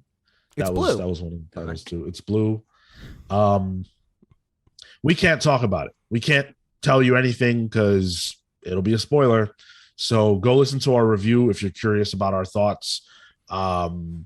Definitely listen to our review. You're gonna want to hear this. It's out now. So if you want to hear us talk about that, finish this up with us and then go jump over there. I hope this movie makes the $1 billion. I want to see that happen for everyone involved. I think it's super cool. Other than that, yeah, go see it. Oh my God. This is another thing. It says here that No Way Home is commanding 90% of the entire weekend's ticket sales. Yeah, 90% of people that saw a movie this weekend, it's Spider-Man. Yeah. Yeah, what else is even out? Steven Spielberg's West Side. Oh West Side yeah, Story, yeah. I mean, right. that's not insignificant, you know. That's true. Yeah. Well, I mean, Compared to Spider-Man, apparently. and you know, it's funny because people complain about superhero movies and stuff like that, right? Oh, they're too prevalent, you know, whatever, like they're ruining things. I'm positive of this. There would not be a Hollywood as we know it right now after the pandemic if it weren't for superhero movies. I have no doubt about that at all. Yeah.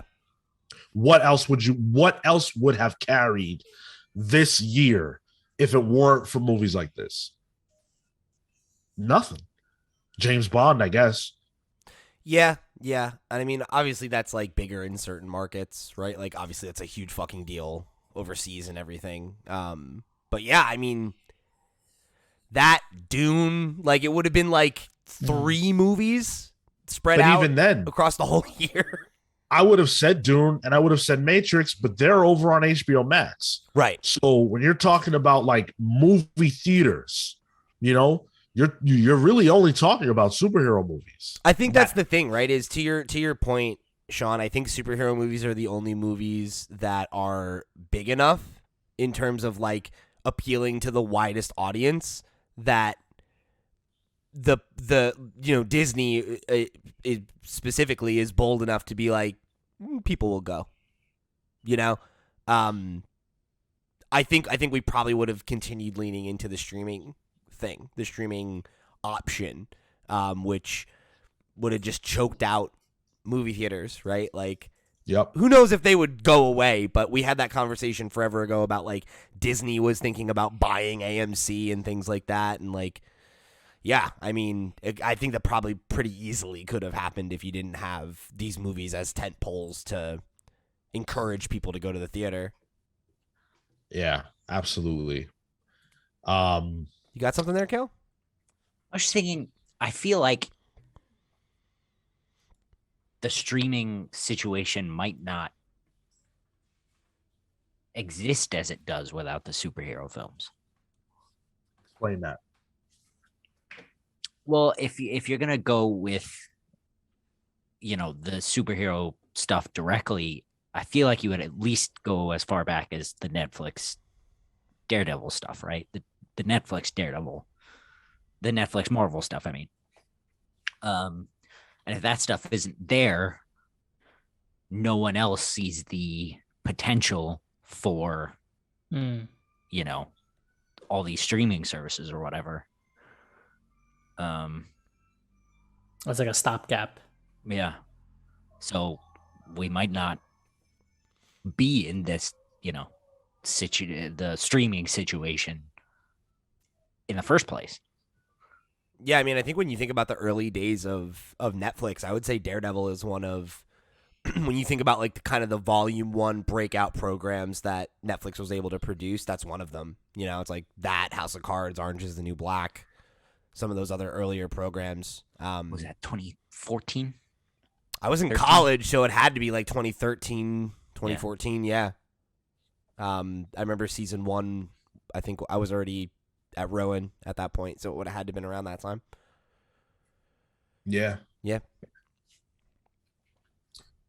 Well, let's talk about Kickstarter.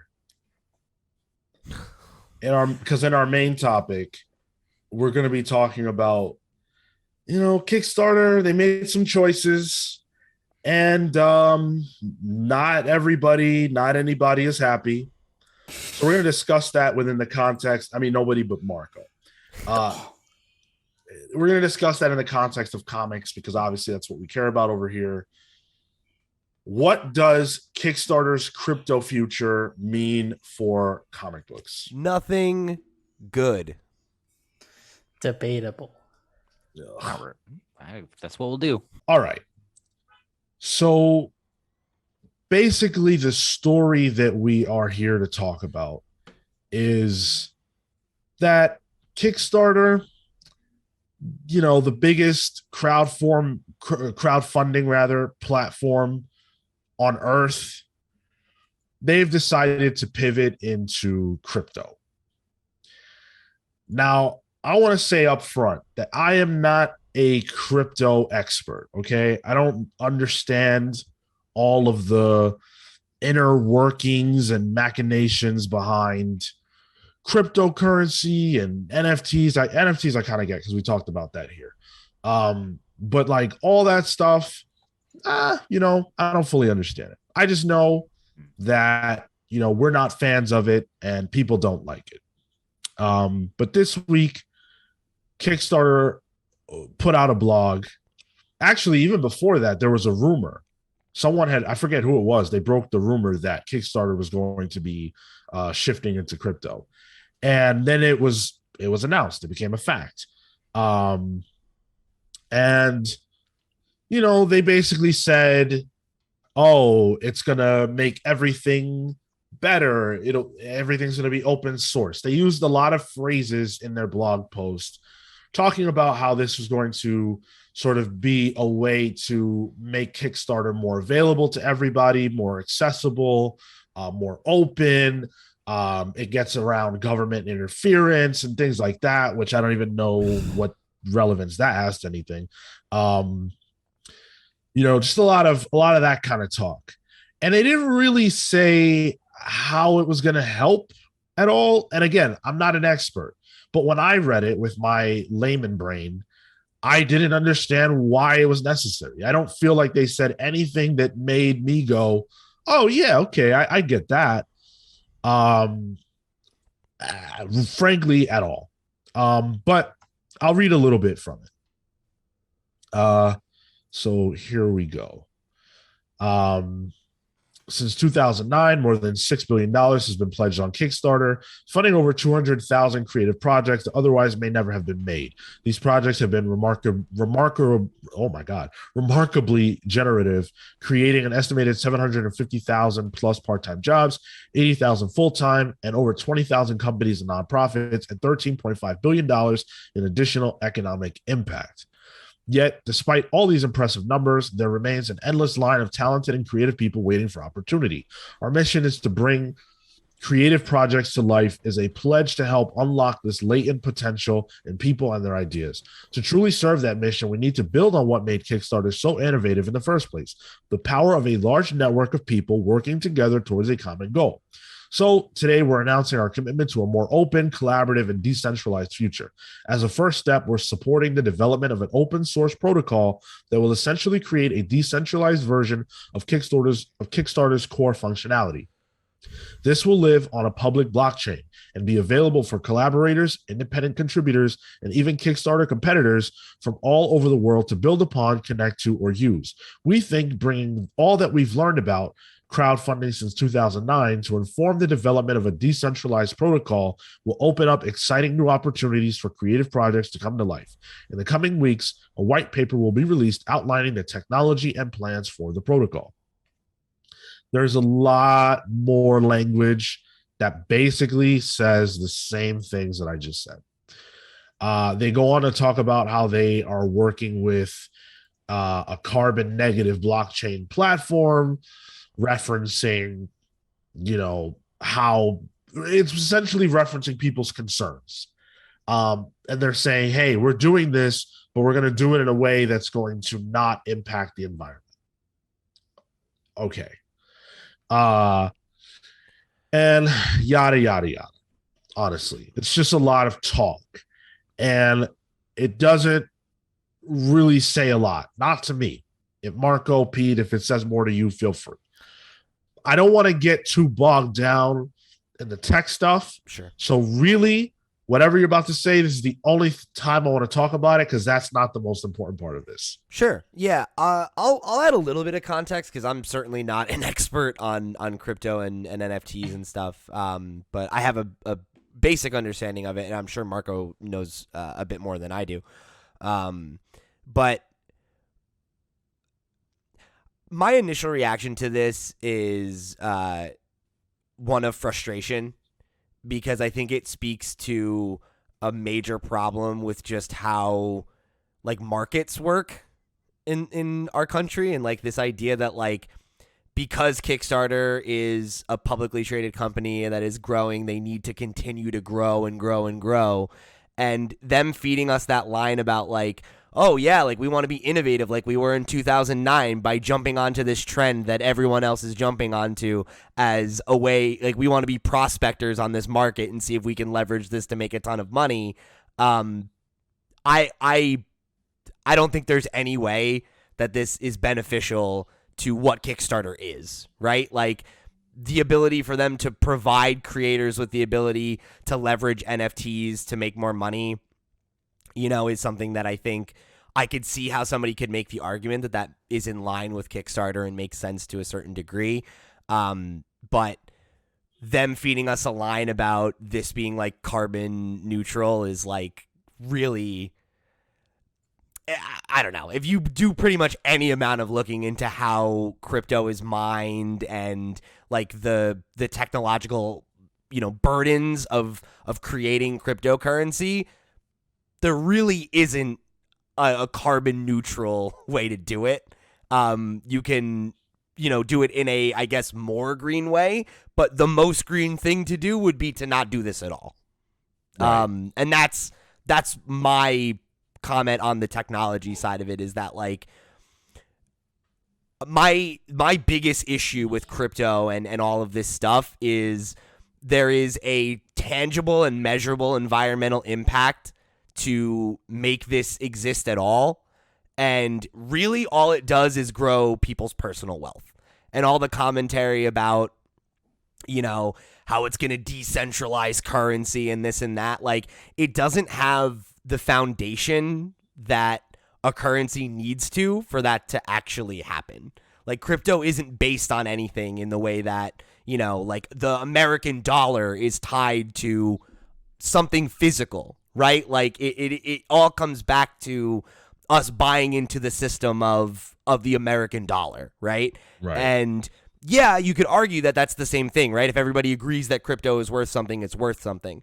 But there are a lot of stories, like you could very easily go find these, of folks who mistakenly transfer all of their money to somebody by accident, or cash out in the wrong way and lose thousands of dollars. Like, it's not a stable, established system. It's very like ramshackle.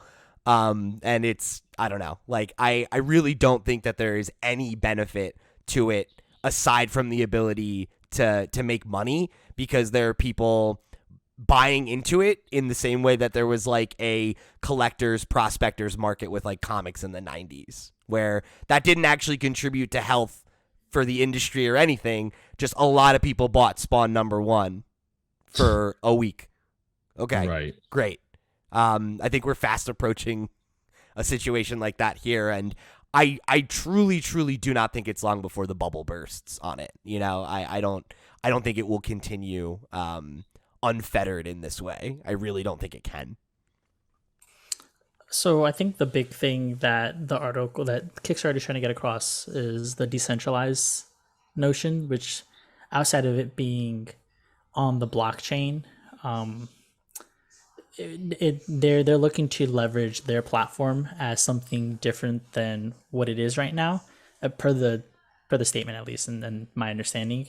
Because like Bitcoin, to Pete's point, Ethereum, those are coins and decentralized blockchain technology that are meant to maintain value.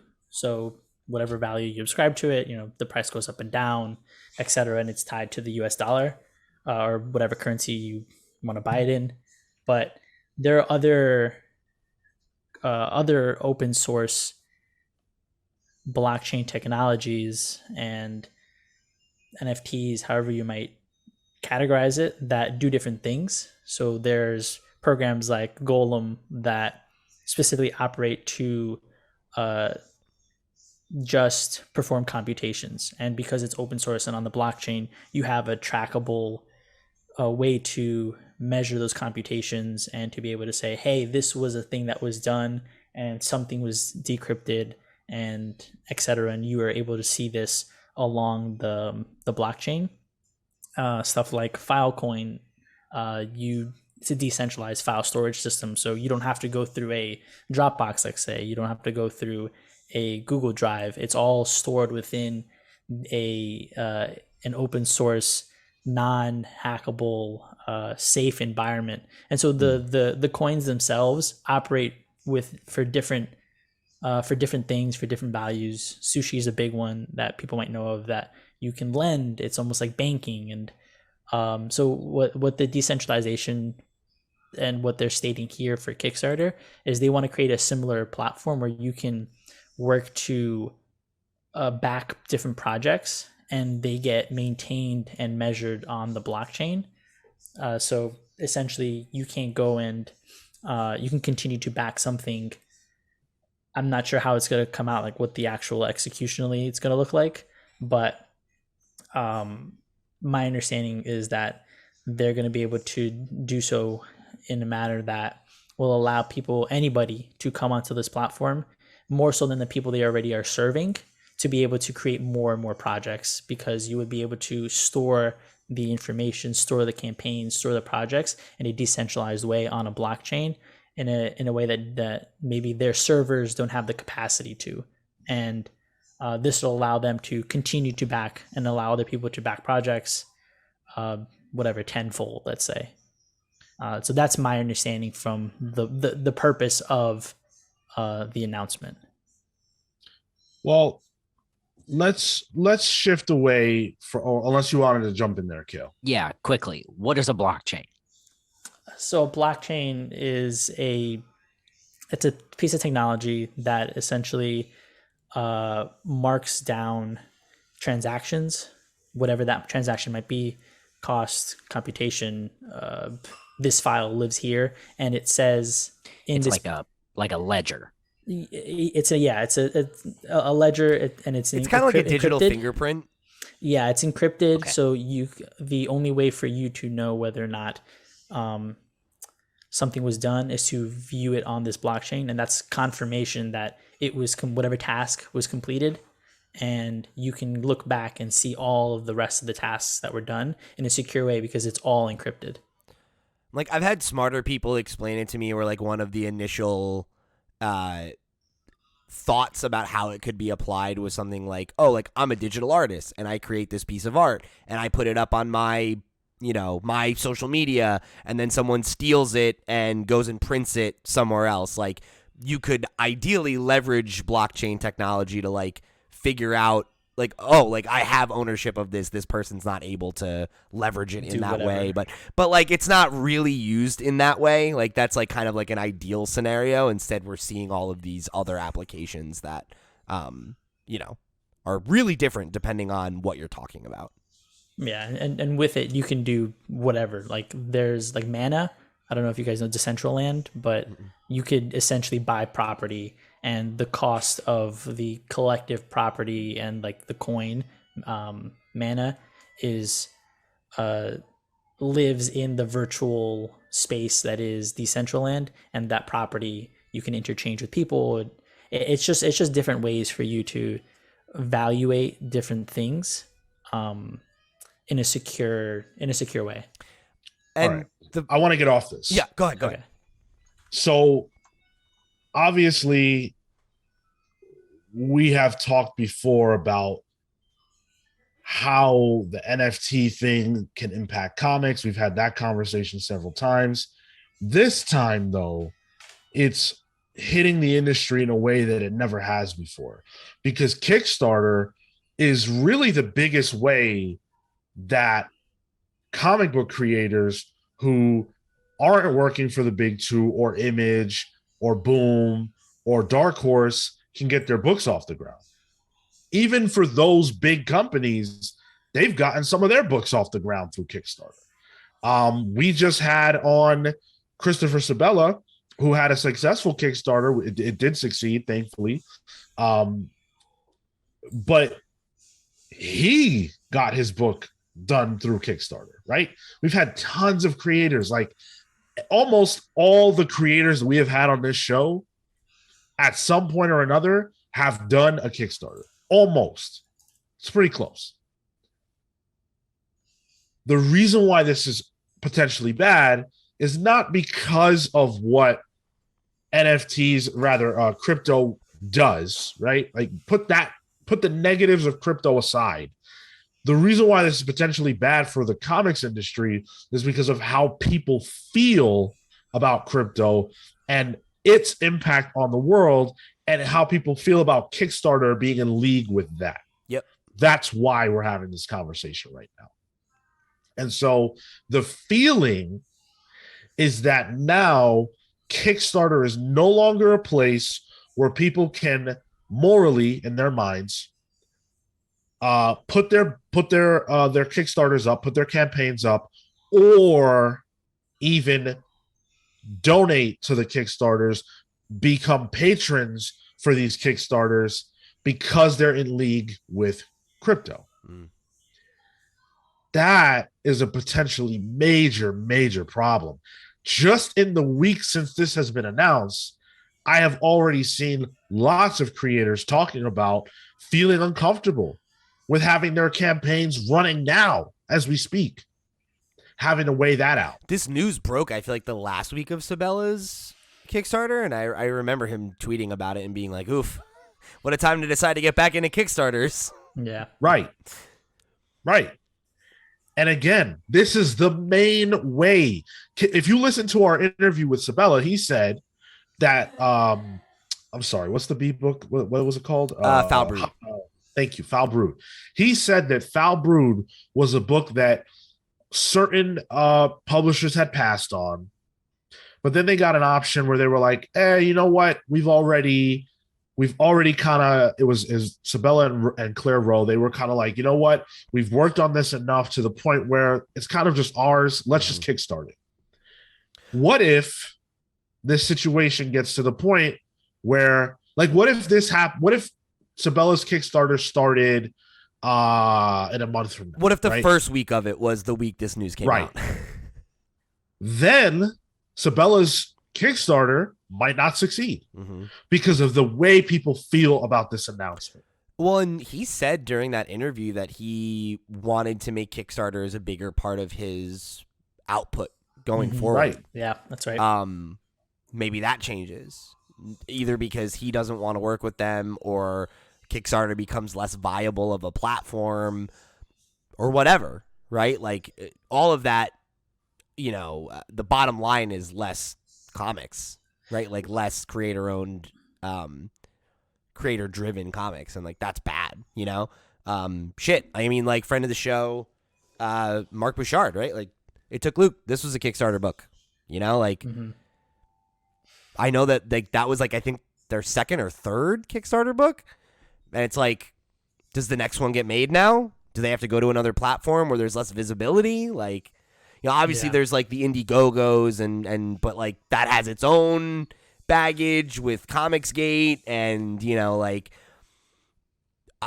it's not good. It's really not a good thing. To that point, a friend of ours, Victor Dandridge, we've had on the show several times, did a Kickstarter, or I'm sorry, did an Indiegogo without realizing. I guess he just didn't know the connotations there. Yeah. And, you know, unfortunately, it ended up failing.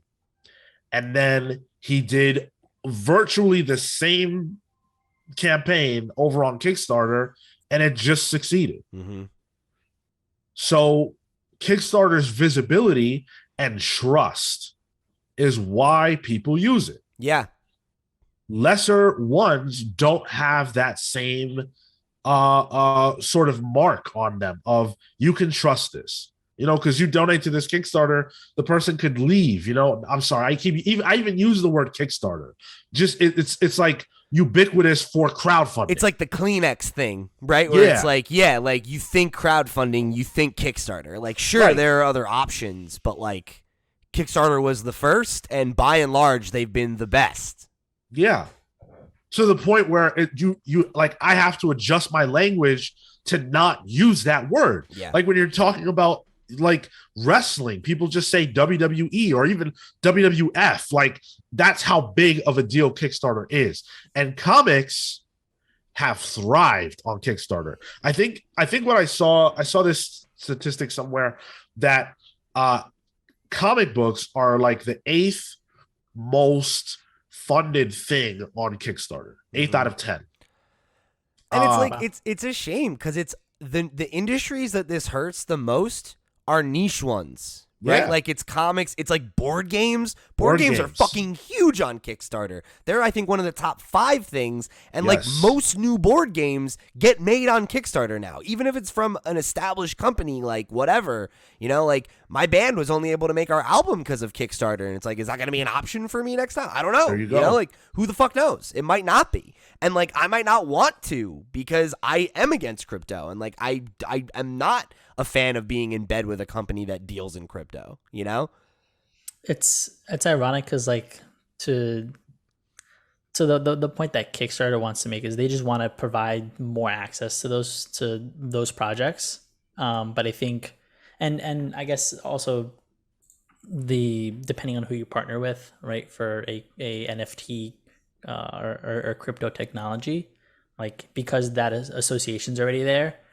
It makes it hard to separate from whatever amount of either neutrality from a carbon perspective or what you're doing for like the ecosystem.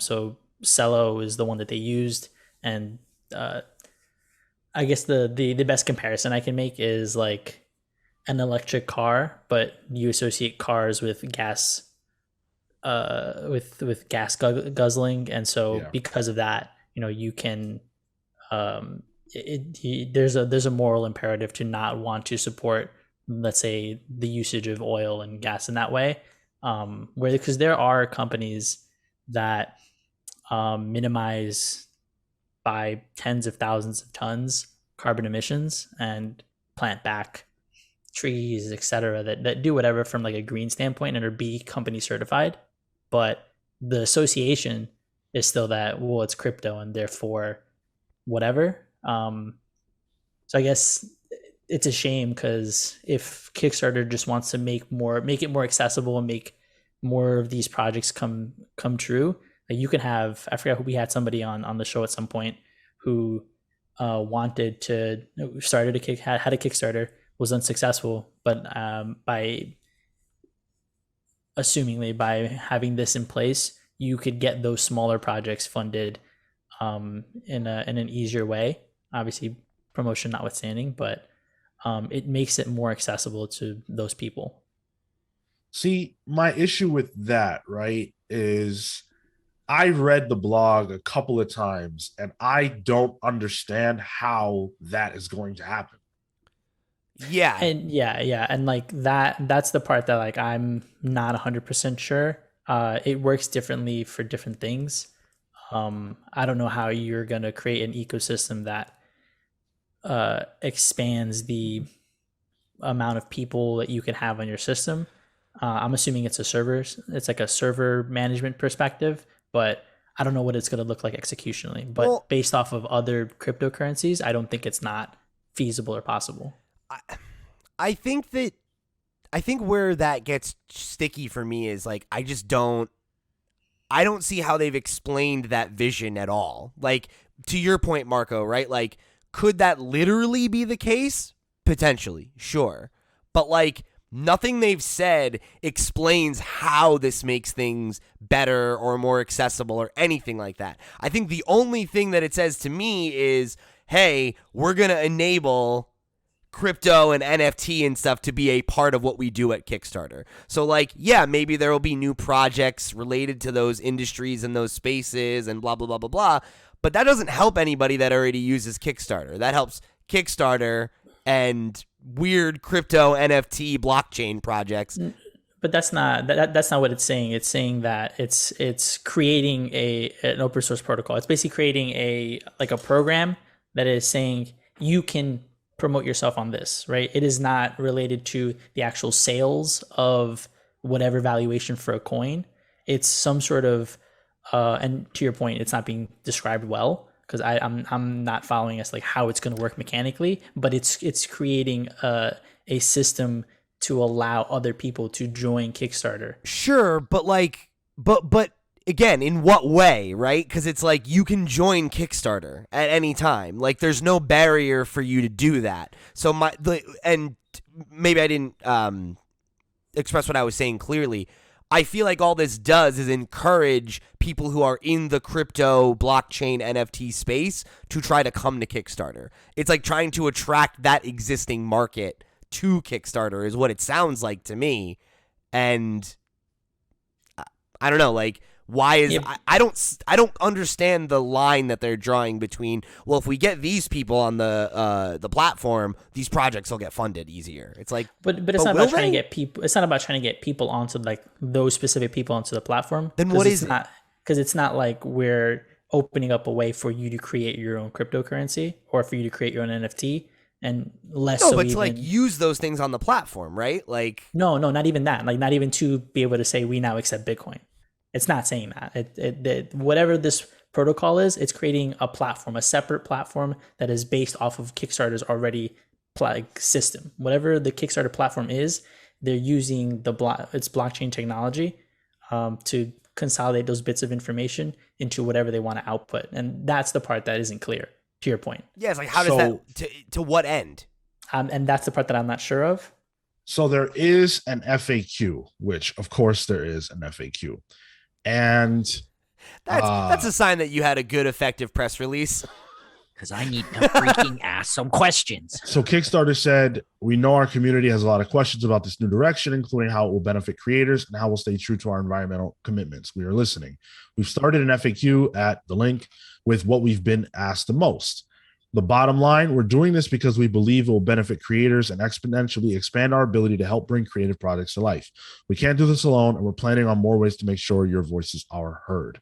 Now, I read the FAQ, and I'm telling you that I understand not anything more than I understood before. It's frustrating that they can't seem to explain what this is. Like, I just don't get it. They say that they're going to give creators more tools, that people will be able to use the Kickstarter technology to build new tools and things like that. But we've been fine. It's not out yet, but they're going to be releasing a white paper, and that's essentially like protocols and what and how it's going to be used. So they haven't actually announced the mechanical parts of this. Yeah. And that's going to be coming out whenever, and they said in the next coming weeks. So we'll have further details there. But this is to, I think, disassociate from the fact that they're not looking to create a coin, an NFT. They're not looking to leverage the platform in that way. They're looking to leverage the blockchain technology. I don't know how it's going to come out in whenever the white paper comes out. It's also worth pointing out that it does appear, I don't know if it's true that they accept cryptocurrency, but the language of this one piece does give the impression that they will be, which I guess I don't know if that's a problem or not, but it says, does this mean at some point in the future you'll only accept cryptocurrency? No. Backers can still use normal debit credit cards to pledge to campaigns, and creators can continue to receive local currency to fulfill their projects. You won't be required to back projects or accept funds in cryptocurrency. Required tells me that it will be an option. Yeah, I would imagine so. And and I would imagine that they're going to probably try to start encouraging folks to be like, you can make an NFT part of your rewards, and you can do this and you can do that, and we have tech to facilitate that. I doubt that they're dipping their toe into this market, right? I'm sure that they, like many companies, are making a gamble that this is going to be a major part of markets and how art is distributed moving forward.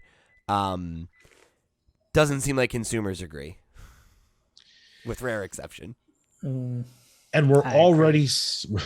Let's just look at that, Marco. 75% of us not interested. You agree, but you don't even know what they're doing. No. I don't know what they're planning to do specifically with the blockchain, but if they're going to create NFTs and allow that as an option, it's not inherently bad. Okay. So we're already seeing the negative effects of this for comics, because Jamila Rouser, who was the comics outreach consultant for Kickstarter, has resigned. She said, I've resigned as Kickstarter's comics outreach consultant due to their blockchain decision. It's been a rewarding experience, and I'm grateful to have helped creators fund projects. However, I can no longer advocate for them while staying true to myself and the community I love. That's not great. If we're already losing our people, it's a bad look inside, and you got to figure comics probably doesn't have that many people inside Kickstarter to begin with. We lost our person because of this decision. What is the impact of that? We don't even know, right? And we're only talking about 8th out of 10. What about, as Pete said, board games? What about music, right? What about other kinds of art? There's so many things that people use this for. What about those representatives and those outreach consultants and whatever people that we need for Kickstarter to function for us, leaving the business. I mean, That's not great. To that point, Sean, right? Like especially in the early days of Kickstarter, a lot of the most visible campaigns were video games, right? And like a lot of publishers moving into the NFT space. Not a lot of gamers happy about that. Yep. It's like, oh, hey, how do you take loot boxes and season passes and these things that gamers already don't like and make them worse and more expensive and more exclusionary? Awesome. Yeah, love that. So good for the distribution of art to make it less accessible and more expensive. Awesome.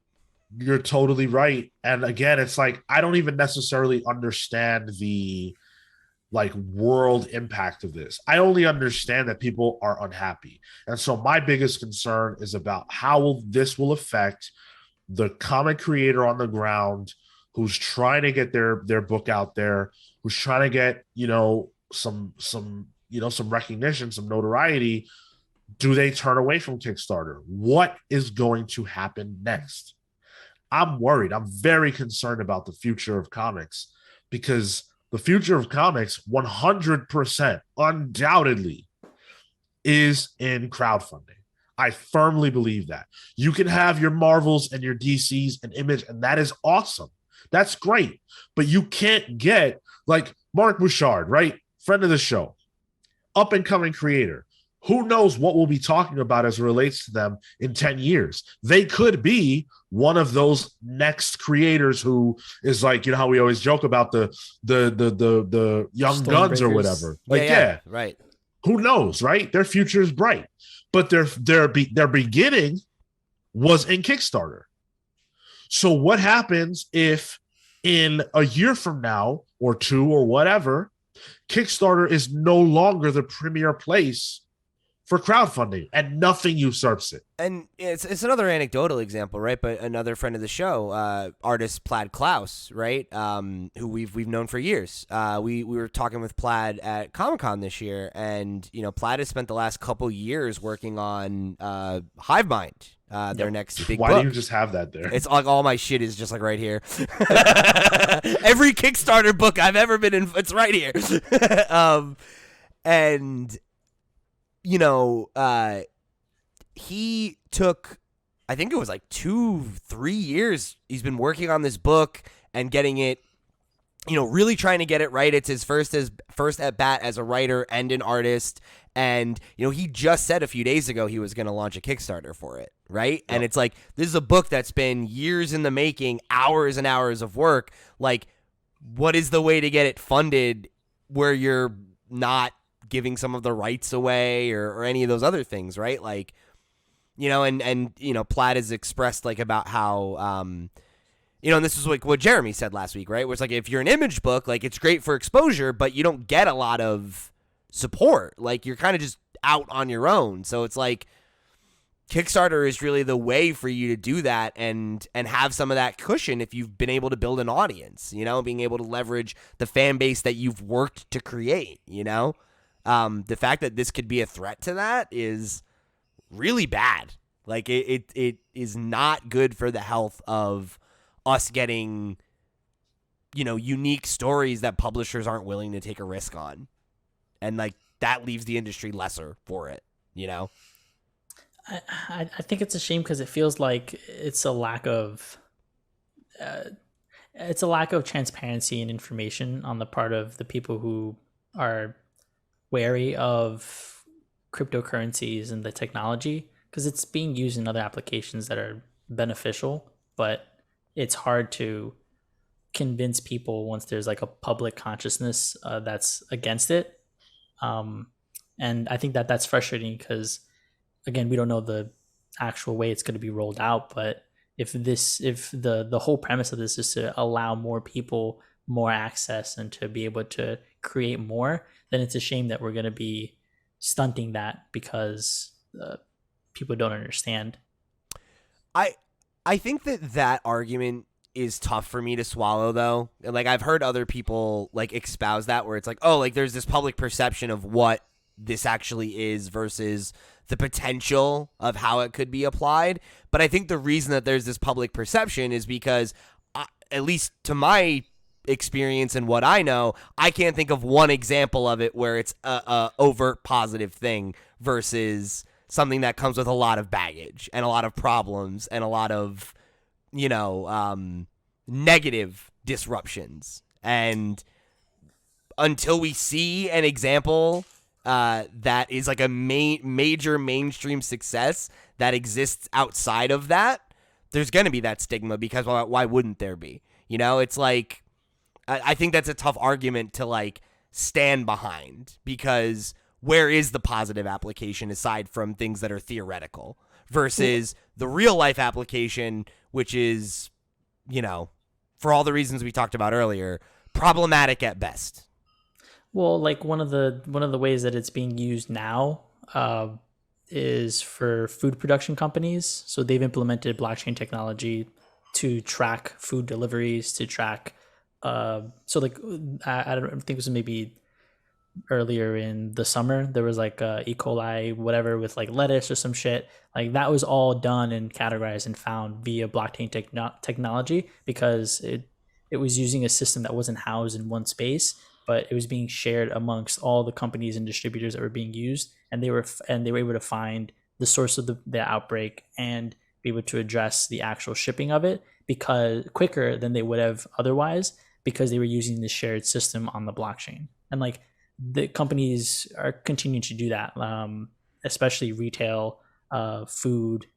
I think even production of not the vaccines, but in medicine, like you use blockchain in order to be able to be like, hey, this is a piece of information that I need for this piece. And it's getting implemented in a lot of places and it's doing the good, but I think there's that lack of exposure outside of, well, it's bad for the environment.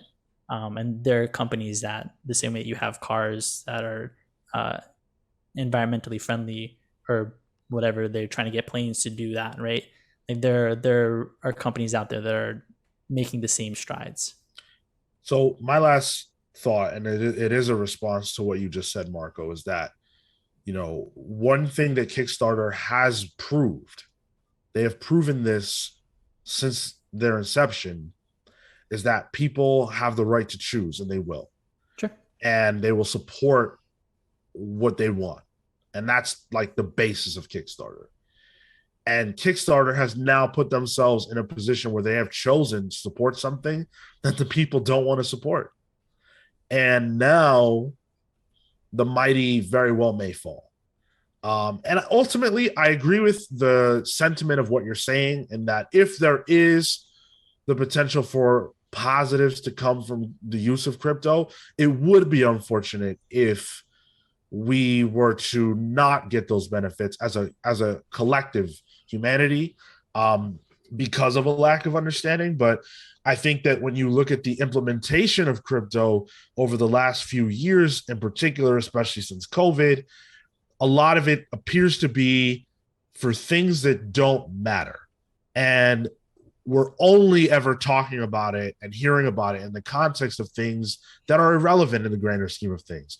Is it really that great to have another form of like money when it's killing our environment?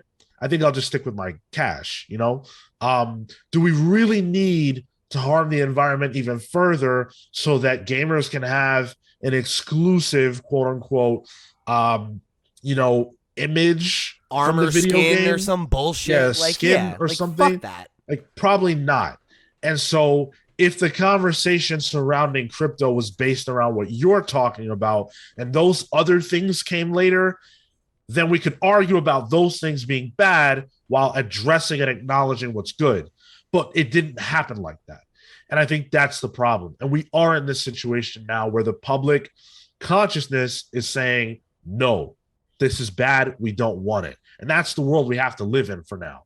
And unfortunately, or fortunately, I think that that's going to mean, in the case of Kickstarter, they're either going to have to change their minds or accept that people will leave in droves. And we, as comic book fans, have to pay a lot of attention right now. We have to pay so much attention for the next year to see what platform creators will choose to switch to and follow.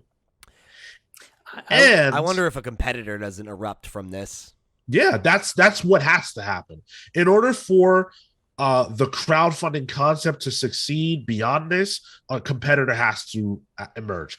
Kickstarter has never had a competitor. I don't care about your Indiegogo's. I don't care about any of that. They're not real competitors for Kickstarter. And I recognize that there are successful Indiegogo's. I'm not saying there aren't. Sure. I'm just saying that Kickstarter is where it's at. I'm like waiting until Patreon launches a sub brand where it's like, oh, it's this, but we own it.